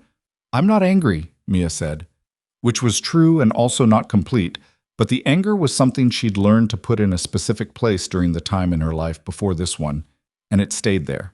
"I just want you to hear it said plainly, because the way you're framing it, the pressures, the system, that framing is very convenient for the people who ran this, and very bad for the people who died." Greeley didn't answer. He looked at the carpet for a moment. Then his attorney moved him toward the elevator. Vasquez came to stand beside her. "He's going to cooperate eventually," Vasquez said. "The attorney knows the math. A contested search authorization buys maybe 72 hours. "And Hale?" "He came in this morning and was met at the door by the team. He's been informed that his hospital access is suspended pending the investigation. He's retained an attorney as well." He paused. "He's not taking it quietly. There was a scene in the lobby. Security was involved." She thought about what that scene looked like. Hale, who'd always moved through the building with the assumption of belonging there in a way nobody else quite matched, being stopped at the door. She didn't feel satisfaction about it. She felt the specific exhaustion of someone who'd been right about something and found that being right hadn't actually been the hard part. "When does the formal board notification happen?" she asked. "Today. The hospital board is being convened for an emergency session this afternoon. The investigation scope will be presented. The board will vote on whether to continue Hale and Greeley's administrative relationships during the review period. That's a formality." "It is, but it needs to happen formally." The board session was at 2 in the afternoon and she wasn't in it. She wasn't a board member, wasn't invited, wasn't supposed to be anywhere near the executive floor during the proceedings. She knew this and she accepted it, which didn't stop it from being strange to sit at the information desk at 2:15, making patient follow-up calls. While somewhere 2 floors above her, a group of people voted on the institutional future of 2 men who'd spent 14 months running a patient population through a profit filter. She made the calls. She was polite. She confirmed appointments and relayed test results and answered a question about parking validation.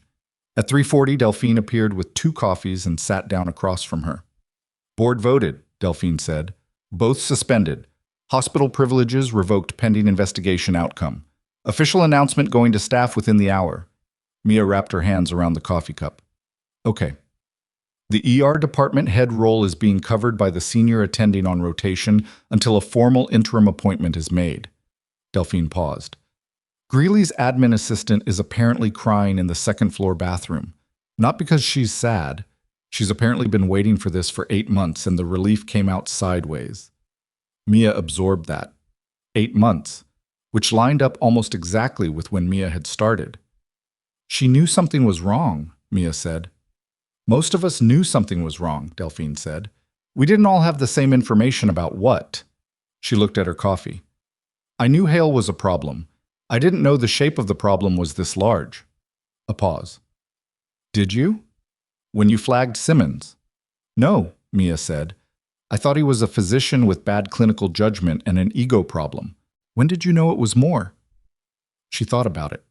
The honest answer wasn't a single moment. It was an accumulation, the way most understanding actually arrives. The Arndt file. Priscilla's statement. The pattern in her documented timeline, visible only once you put enough data points in a row. When Delphine handed me an unasked-for printout of a mortality review flag, she said. Delphine looked at her. Something moved in her expression. Not quite amusement, but related to it. You're welcome, Delphine said.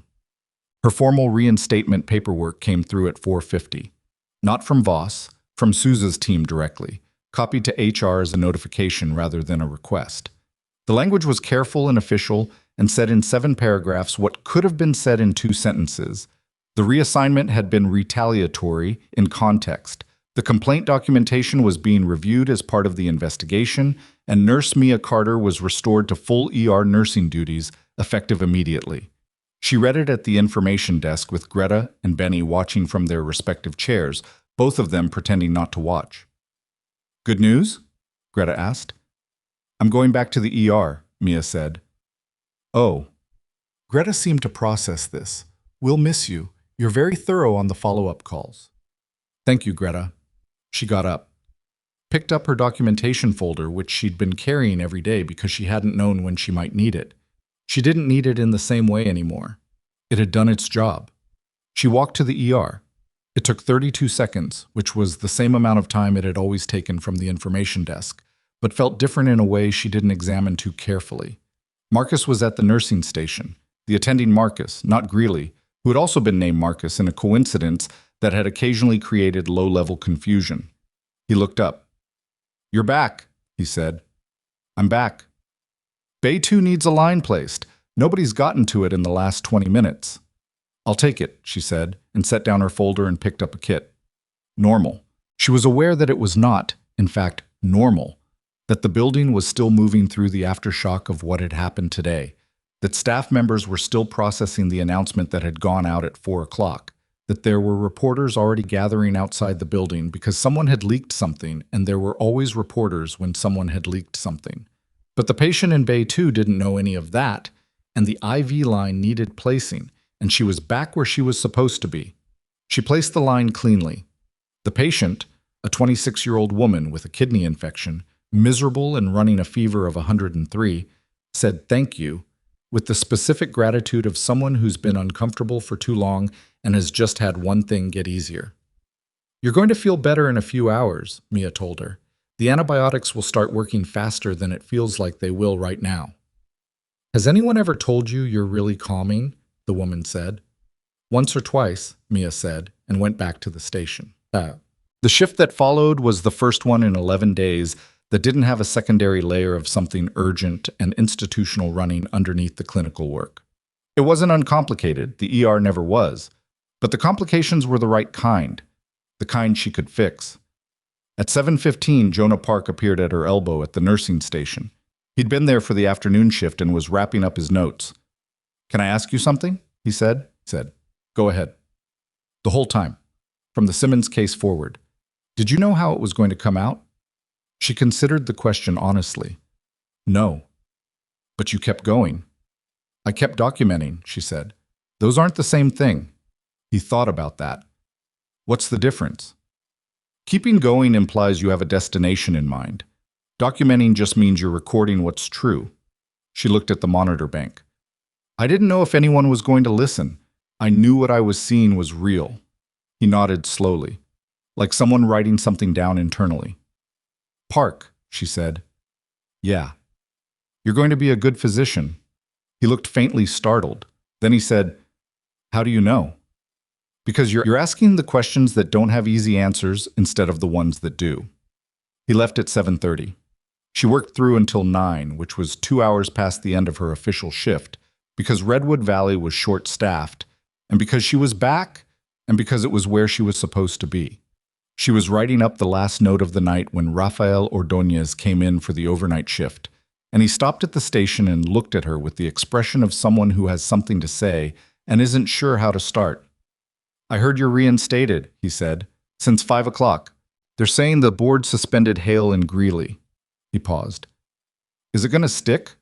Or is this one of those things where it looks like justice for a week and then everybody lawyers up and nothing actually happens? She didn't give him false comfort because she'd never been good at it and because he deserved a real answer. I don't know, she said. The federal investigation is real. The evidence is real.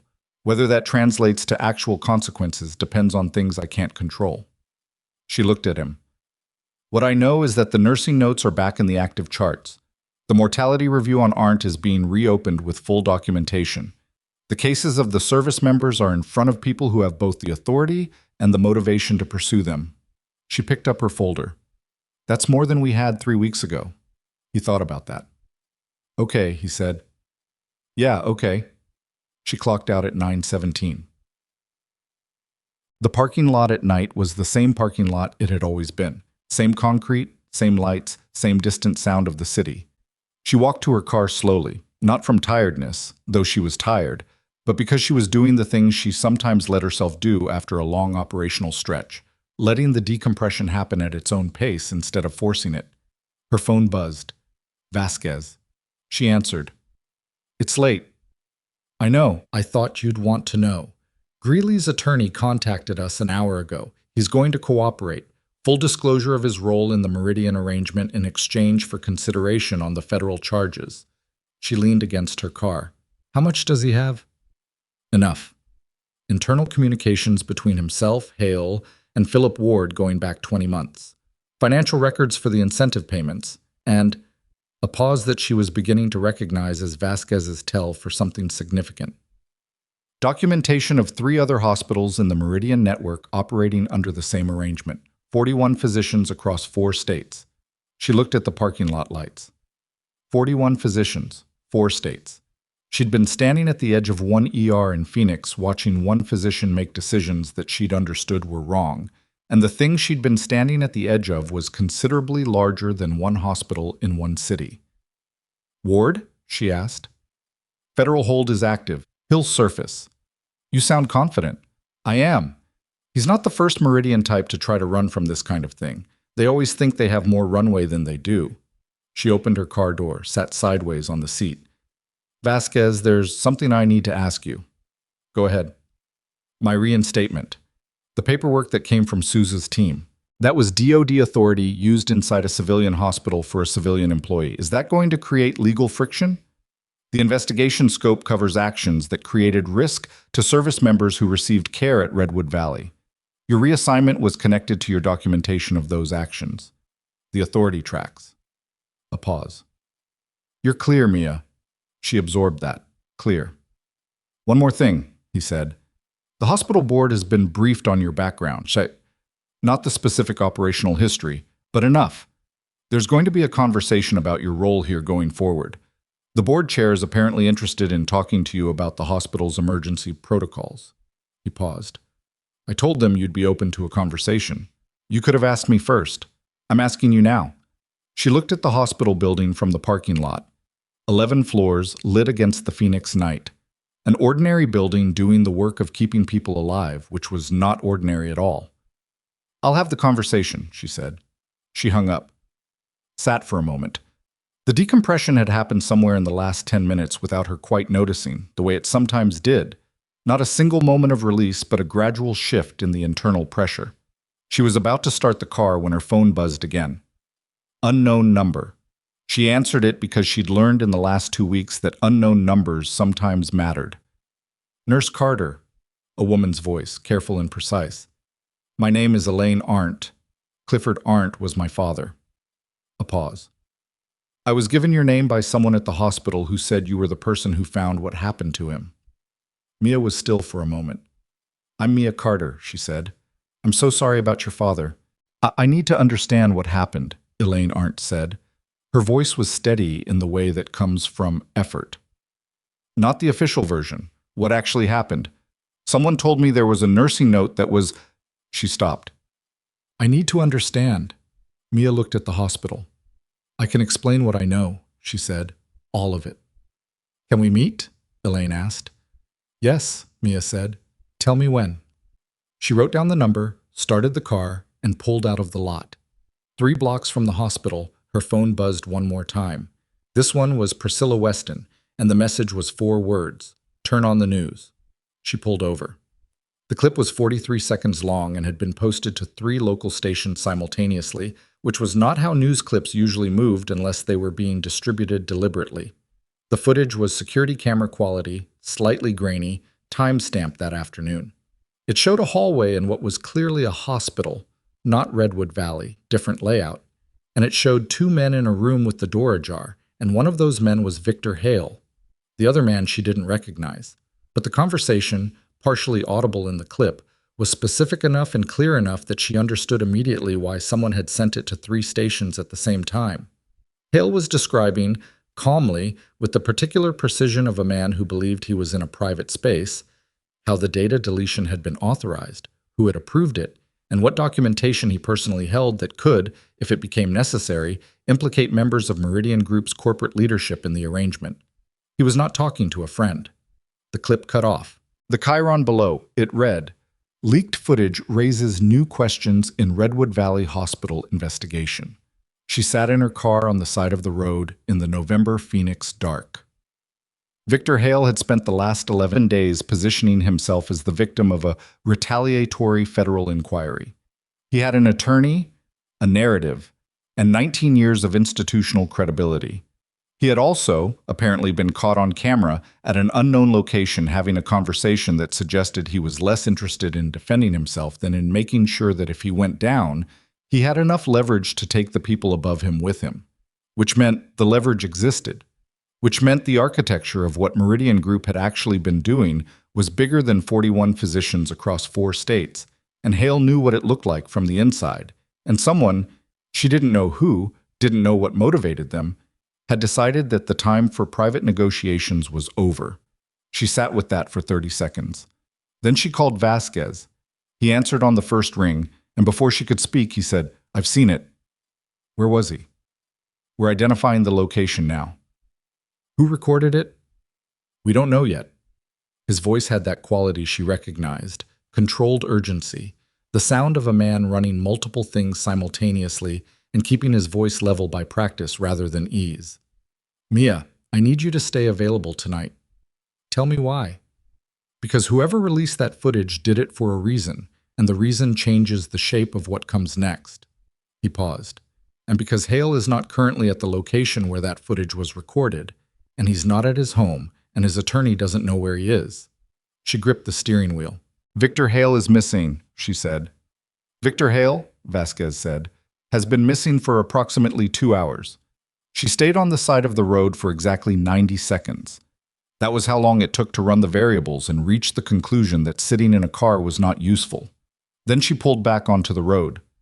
Where do you need me? She asked. Hospital, Vasquez said. Souza wants you here. If Hale surfaces or makes contact with anyone at Redwood Valley, we need someone on the floor who can read the situation faster than our team can. 20 minutes, she said, and hung up. The drive back was the same Phoenix night it had been 20 minutes ago.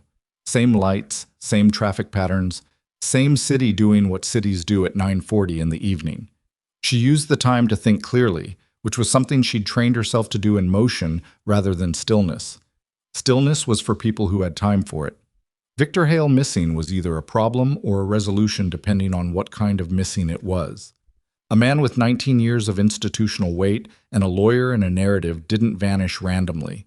He vanished because something had shifted the calculation. Either the footage had scared him into running, or the footage had been the opening move in a negotiation he was running himself, or someone else in the Meridian structure had decided that Hale with leverage was more dangerous than Hale without a future. She didn't have enough information to know which. But the footage had been distributed to 3 stations simultaneously, which was deliberate and organized, and that kind of organization didn't come from a frightened man acting alone.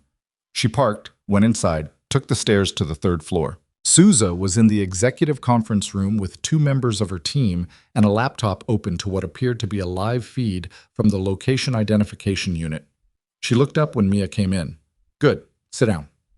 No preamble, which Mia had come to appreciate. "We've identified the location in the footage. It's a private medical consultation suite about 4 miles from here, runs as a standalone outpatient clinic, not affiliated with Redwood Valley. The clinic has a contract with Meridian Group for outcome data reporting." "A Meridian satellite location," Mia said. "Effectively, we're executing a search on the property now." Souza turned the laptop so Mia could see the feed. "The person Hale was speaking with in the footage, we've identified him. His name is Gregory Falk. He's Meridian Group's legal counsel for the Southwest Territory. Hale was talking to their lawyer, which suggests the conversation was part of an existing negotiation process, not a spontaneous meeting. Hale has been in communication with Meridian's legal team, which means he wasn't just protecting himself," Mia said. "He was building a position from which he could either cooperate with us or cooperate with them, depending on which offer came in higher." Souza's expression was controlled but not entirely neutral. The footage being released publicly removes that position. Whoever distributed it wanted the negotiation to stop.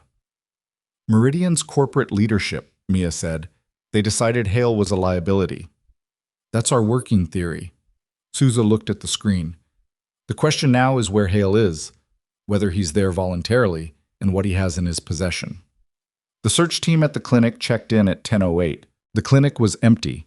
No staff, no patients, no Hale. But what they found in the back-office filing system was a secondary data archive that Meridian's IT team hadn't successfully deleted, running on a standalone server that hadn't been connected to the main network deletion protocol. Months of internal communications, financial transfer records, patient cohort targeting criteria that Meridian had been providing to its contracted physicians.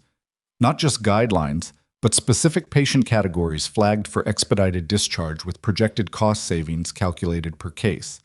The targeting criteria included a category labeled in the internal documentation as low recovery probability, high resource utilization, which was a metric that, cross-referenced with Redwood Valley's patient records, corresponded closely to the elderly, high-complexity patients in Hale's cohort whose outcomes had deteriorated after his onboarding to the program.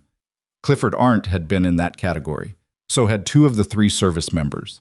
Mia read the summary document that Souza's analyst produced at 10:35 and sat with it for a moment in the way you sit with something that confirms what you already understood but is still worse in writing than it was as a suspicion.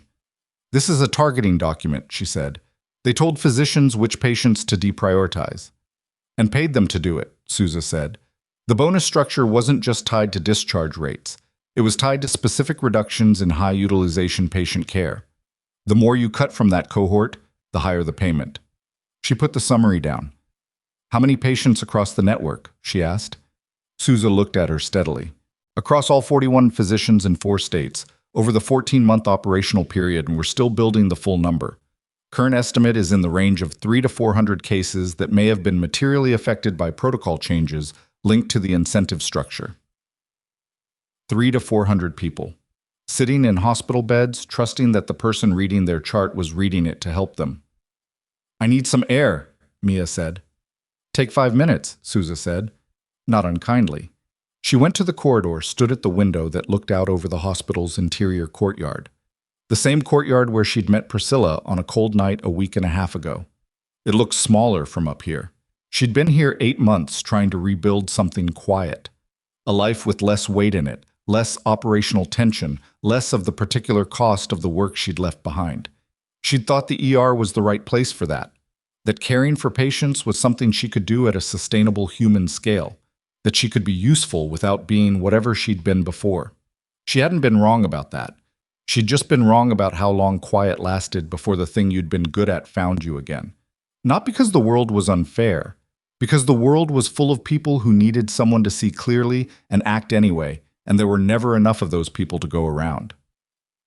She went back inside after 4 minutes. Hale surfaced at 11:52. Not through Vasquez's team, not through a phone ping, not through any of the surveillance mechanisms that had been running since 9 o'clock. He surfaced because he walked into Redwood Valley Medical Center through the emergency entrance, which was the entrance she was stationed near, and she saw him before anyone else did. He looked like he'd been in a car for 2 hours. Jacket wrinkled, no tie, which she'd never seen on him before. He was walking with the deliberate steadiness of someone managing a physical response. Elevated stress, elevated cortisol, the body running faster than the situation required, and the person trying to keep up. He saw her at the same moment she saw him. He stopped. She didn't move toward him. She just looked at him across the ER entrance, about 20 feet of linoleum between them, and waited. "I need to make a statement," he said.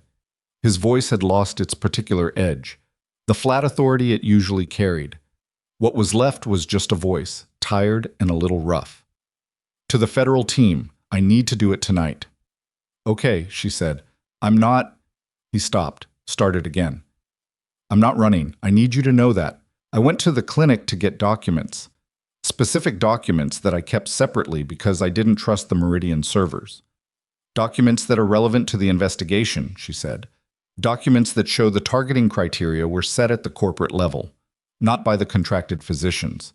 We were given parameters and told they were efficiency guidelines. The bonus structure came later, after most of us were already operating under the new protocols." He looked at her with the expression of a man trying to make a distinction that might not survive contact with a legal proceeding. "I made choices I shouldn't have made, I know that.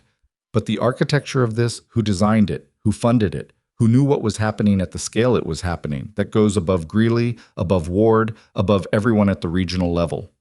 "How far above?" she asked. "Meridian Group's parent company," he said.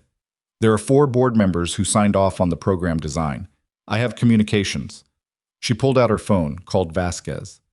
"He's here," she said. "ER entrance. He says he has documents." A pause. "Don't let him leave." "He came to make a statement," she said. He's not leaving." She looked at Hale. "They'll be down in 3 minutes." He nodded. He sat down in one of the plastic chairs near the entrance, the ones the patients used, the waiting room chairs that lined the wall, and he put his head back against the wall and closed his eyes for a moment in the way of someone who has been moving toward a decision for a long time and has finally made it and is now experiencing the specific aftermath of that. She didn't sit with him. She stood where she was. She wasn't his support system. She wasn't going to perform a warmth she didn't feel. But she stayed in the room because leaving felt wrong in a different way. Vasquez arrived in 2 minutes, 40 seconds. What followed wasn't dramatic in the way that the preceding weeks had sometimes been dramatic. It was documentation and process, the careful legal machinery that builds a case the way a good structure is built, piece by piece, each part load-bearing. Hale's statement took 4 hours. His documents, on a physical drive he'd retrieved from the clinic's private office, which explained the box Greeley's assistant had described, and which turned out not to be Greeley's box at all, a confusion nobody had thought to clarify, were handed over and began the chain of custody process that would eventually carry them into a federal courtroom. Mia didn't stay for all of it. She wasn't part of the statement process. She was a witness, not an investigator, and the distinction mattered legally. She gave her own supplementary statement to one of Sousa's analysts at 2 a.m. in the smaller second-floor room, adding the piece that Hale's account corroborated, the timeline of clinical changes at Redwood Valley that corresponded with his enrollment in the Meridian program, the patient cases, the suppressed nursing note. She was done at 2:40. She drove home. She slept 6 hours, which was more than she'd expected. The next 2 weeks moved at a different pace than the 2 that had preceded them. Not slower exactly, but with the particular rhythm of institutional consequences working themselves out through proper channels, which is inherently less urgent feeling than the thing that precedes it, even when what's happening is larger. Philip Ward was located in Dallas, attempting to board a connecting flight to Sao Paulo, and was taken into federal custody at Gate C-14 at Dallas/Fort Worth. The hold held. Meridian Group's parent company, a private equity firm called Caraway Capital, incorporated in Delaware with operational offices in Chicago and New York, received simultaneous federal subpoenas across 4 jurisdictions. The 4 board members Hale had identified were named in the preliminary filing. 3 retained attorneys within hours. The 4th released a statement through a spokesperson calling the investigation politically motivated, which nobody who read it found particularly credible. The Arizona Medical Board opened proceedings against Hale on 7 counts and against 6 other Arizona-based physicians identified in the Meridian network. Hale's cooperation agreement with the federal investigation gave him some consideration on the federal charges, but the medical board operated independently, and his license was suspended pending the outcome of their proceedings. Greeley's administrative certifications underwent the same review. She learned most of this the way the rest of the hospital's staff learned it, through official announcements, local news coverage, and the particular texture of a workplace that is processing a significant event and hasn't finished processing it. There were days when the conversation in the break room was almost entirely about the investigation, and days when the ER was busy enough that nobody talked about anything except the patient in front of them, and she found she preferred the second kind. She met with Elaine Arndt on a Saturday morning at a diner near the hospital. Elaine was 60, with her father's broad forehead and the particular composure of someone who has been grieving alongside anger for long enough that the two feelings have started to look the same. Mia told her everything she knew. Not the federal investigation specifics, those were not hers to share, but what she'd observed clinically, what the nursing note had documented, what the timeline looked like. She used plain language. She didn't soften the parts that were hard to hear. Elaine listened without interrupting. When Mia finished, she was quiet for a moment. He had a follow-up appointment 2 days after he was discharged, Elaine said. He didn't make it because he was already septic by then. We took him to urgent care instead, and they transferred him to the hospital and… She stopped. 2 days. If the wound note had been in the chart, would the discharge have happened the same way? I don't know, Mia said. I can't tell you for certain what a different physician might have decided. What I can tell you is that the note existed, and that a patient's family has the right to know that. Elaine looked at her. Why did you look for it? You didn't know my father. It was a real question, and Mia thought about a real answer. Because I was taught that the most important thing you can do in emergency medicine is pay attention, she said. Not just to the patient in front of you, to the patterns, to what the chart says and what it doesn't say, to the gap between those two things. She looked at her coffee. Your father deserves someone paying attention. He got it too late. But the record of what happened to him is part of what's going to make this harder to do to someone else. Elaine was quiet for a moment. Then she said, his attorney says the family has grounds for a civil case. I know. I'll cooperate with anything you need from me. Will you testify? Yes, Mia said, without hesitation. Elaine looked at her with the careful attention of someone deciding whether to trust something. He would have liked you, she said finally. He always trusted the nurses more than the doctors. Mia almost smiled. A lot of patients are correct about that. The hospital board's formal action came at the end of November. A press release on a Tuesday afternoon, 3 paragraphs, the language careful and institutional, and saying in public what had been decided in private. Redwood Valley Medical Center was cooperating fully with federal and state investigations, had suspended the implicated physicians, had launched an independent clinical review of patient outcomes in the relevant time period, and was committed to transparency in the process. A 4th paragraph, shorter than the others, announced the appointment of an interim ER department head, Dr. Lena Caruso, who had been a trauma attending at Redwood Valley for 6 years, and who had, in Mia's experience, the 2 qualities most critical in that role. She was clinically excellent, and she listened. A 5th paragraph, which most people read quickly and some people read twice, announced the creation of a new patient safety and staff support initiative to be developed in collaboration with nursing leadership, with a particular focus on building reporting structures that protected clinical staff who raised concerns through proper channels. The initiative would be overseen by a newly constituted committee with direct board access. The committee's chair was listed as Mia Carter, RN. She read the press release at the nursing station on a Tuesday afternoon between patients, the way you read things when you're working, quickly, retaining the relevant information, setting it aside. Then she went back to the work. Delphine found her an hour later. I saw the announcement, Delphine said. I know. Did you know it was coming? The board chair mentioned the committee 2 weeks ago. I said I'd think about it. She looked at Delphine. I stopped thinking about it after about a day. Meaning yes. Meaning yes. Delphine was quiet for a moment, in the way she was quiet when she was deciding whether to say something. You know, this job just got harder, she said. I know. The committee, the reinstatement, the federal cooperation, all of it. You're visible now. You don't get to be the person who flies under the radar anymore. I know that too, Mia said. And? She thought about how to answer that honestly. The truth was complicated, and she wasn't going to pretend it wasn't. 3 years ago, she'd left a version of her life that had required her to be visible in very specific ways.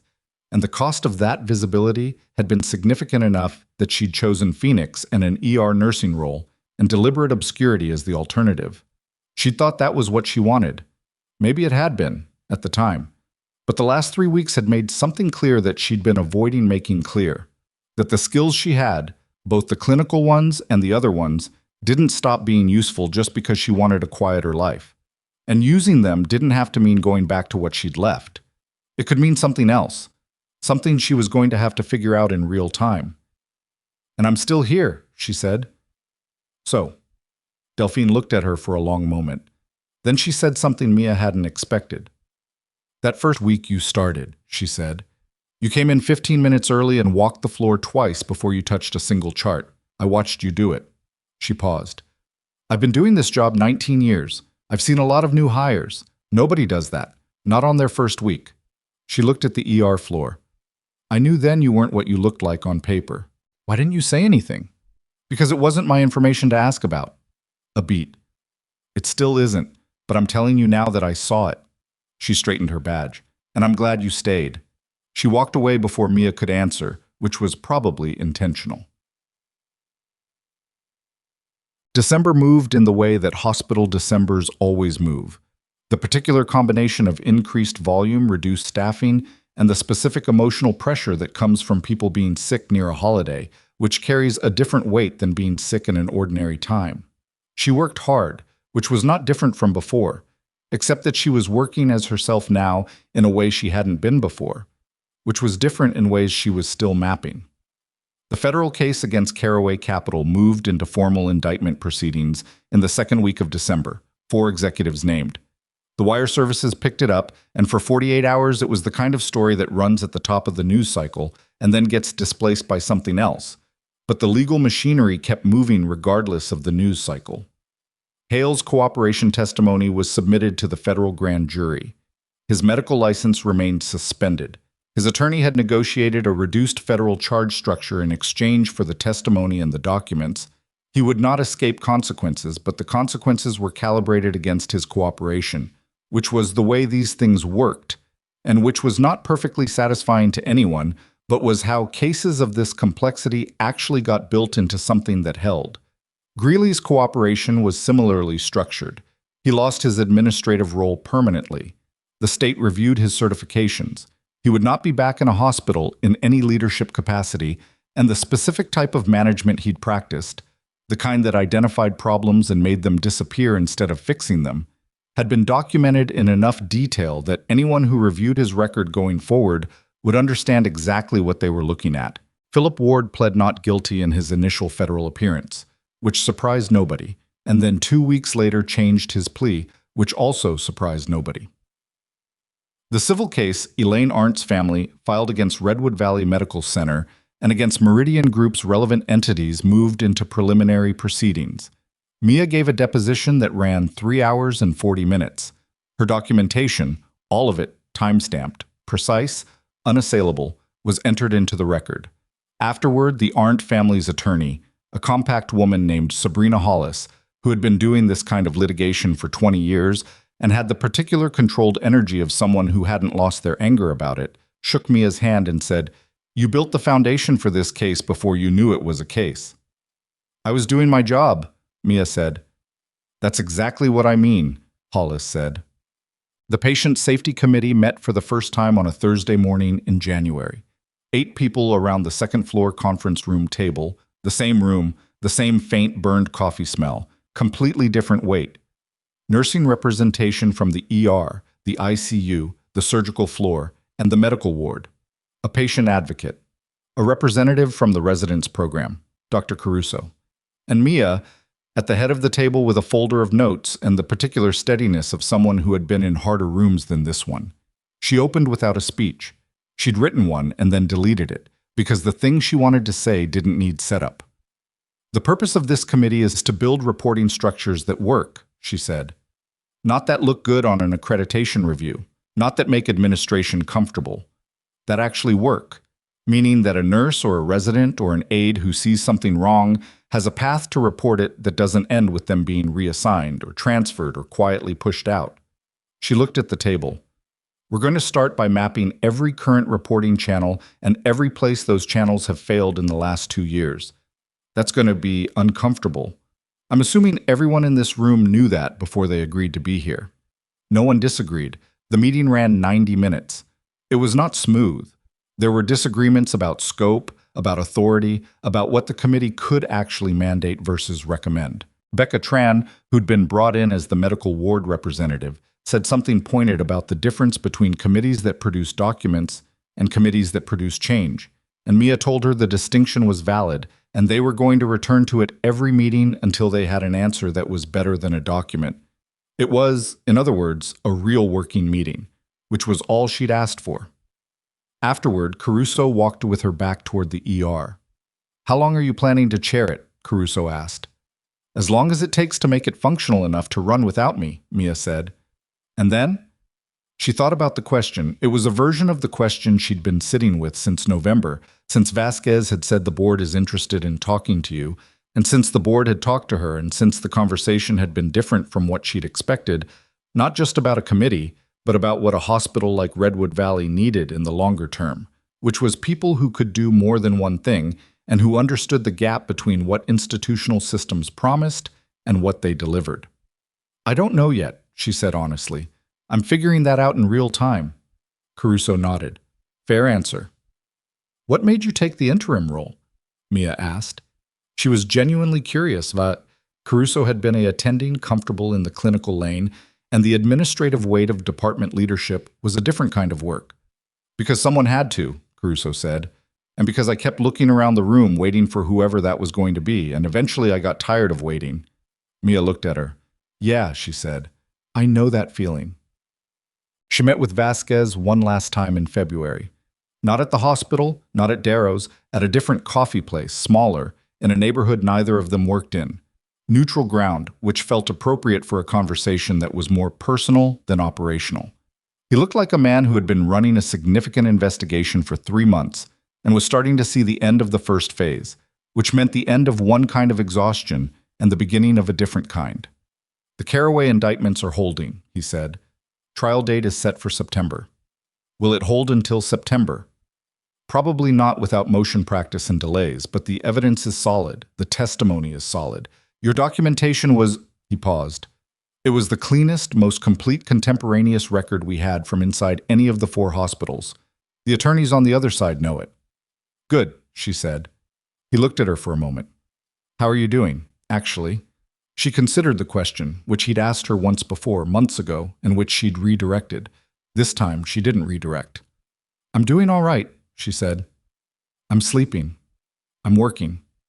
The committee is harder than I expected, which probably means it's doing what it's supposed to. She turned her cup in her hands. I met with a family last week, one of the service members' families. The one who didn't make it. His mother came in from out of state. Vasquez was quiet. I didn't know what to say to her, Mia said, which doesn't happen to me very often. She looked at the table. She wasn't angry. That's what I wasn't prepared for. She was sad in a very clean way. She said she'd made her peace with not understanding why he died the way he did, and then the investigation gave her an understanding, and it turned out understanding was harder than not understanding. What did you say? I said I thought that was right, that knowing the reason doesn't change the loss. It just changes what the loss means. She paused. I don't know if that helped her. I think maybe it just helped me to say it. Vasquez nodded, looked at his coffee. You were gone for 3 years, he said, before Phoenix. You built something here and it held under significant pressure. I want you to know. He stopped. Try it again. The people who trained you, the people you worked with before. What you did here is consistent with who you were then. Whatever you thought you were leaving behind, you didn't leave the important part. She looked at him. It was more than he usually said, and she could see it had cost him something to say it. I know, she said. I'm starting to think that's okay. She meant it. 3 years ago, she'd thought that the best version of moving forward was moving away. From the operational life, from the particular cost of being good at something that required you to be present in crises constantly, from the weight of it. She hadn't been wrong that the weight was real. She'd been wrong that the answer was to put it down entirely. The answer, as best she could work out from where she was standing in February in a coffee shop in Phoenix, was to carry it differently. Not to hide the past or the skills or the particular way she saw things. To use them in a context that didn't consume everything. To work inside a system and make the system better, which was slower and less legible than the work she'd done before, and which was also the kind of work that outlasted the person doing it. That wasn't a revelation. It was just the thing she understood now that she hadn't understood before. On the last Friday in February, she walked into the ER at 6:45 in the morning, 15 minutes early, which was the habit she'd had for so long it didn't feel like a habit anymore. She walked the floor twice before she touched a chart. The ER was doing what it always did. Organized noise, monitors, the shorthand language of people who'd learned to communicate efficiently in a place where time meant something real. Becca Tran, who'd moved from the medical ward back to the ER after her testimony in the Arndt case and after a formal review of her own dismissed safety flags, was at the nursing station reviewing a triage note. Rafael Ordonez was finishing up the overnight handover. Jonah Park, now a second-year resident who had quietly developed into one of the better ones, was talking to an attending about an imaging result with the particular focused attention of someone who was learning to see patterns. Delphine was at the supply cart. She looked up when Mia passed. "You're early," Delphine said. 15 minutes, Mia said. Same as always. Same as always. She put down her bag, picked up the first chart, and went to work. The patient in Bay 1 was a 53-year-old woman with abdominal pain that had been progressing for 6 hours. The intake note was incomplete. The overnight aide had been pulled to another admission before finishing it. Mia read what was there, identified the gaps, and went in to fill them. The woman's name was Patricia. She was scared in the particular way of someone who'd been telling herself it was probably nothing for 6 hours and had finally admitted it wasn't. She'd come alone, which told Mia something about either her circumstances or her habits or both. "Good morning," Mia said. "My name's Mia. I'm your nurse. I'm going to ask you some questions, and then we're going to figure out what's going on." Patricia looked at her with the evaluating attention that patients have when they're deciding whether to trust you. "How long have you been a nurse?" she asked. It was the kind of question patients sometimes asked when they wanted to be reassured by credentials, and sometimes asked when they were actually just looking for a human connection before they handed their body over to a stranger. "Long enough," Mia said. "Tell me about the pain. When did it start, and where exactly?" Patricia told her. Mia listened, not just to the clinical content, but to the shape of the account, the hesitations, the things she mentioned twice. She asked the right follow-up questions. She made notes. She stayed in the room until Patricia's fear had settled from acute to manageable, which was not the same as resolved, but was what she could do right now. Then she went back to the station, flagged the imaging order, and moved to the next bay. This was the work. Not the investigation, not the committee, not the documentation folders and the federal testimony and the late-night phone calls. Those were necessary, and she'd done them, and they'd mattered. But this, a woman in a bay, scared and alone at 7 in the morning, needing someone to pay attention, this was the reason all of it was worth doing. She'd spent 3 years trying to find a version of herself that was sustainable. She'd spent 3 months discovering that the version she'd been trying to build wasn't quite right. Too small, too carefully bounded, too insistent on being left alone to matter quietly. What she was now was something that didn't have a clean category. A nurse, yes. A committee chair. A federal witness. Someone who'd walked into a hospital 8 months ago trying to stay invisible and had ended up visible in every way she'd tried to avoid, and who had discovered that visible was survivable. That being seen clearly, the skills, the past, the particular way she moved through a crisis wasn't the end of the life she was trying to build. It was the beginning of the one she actually had.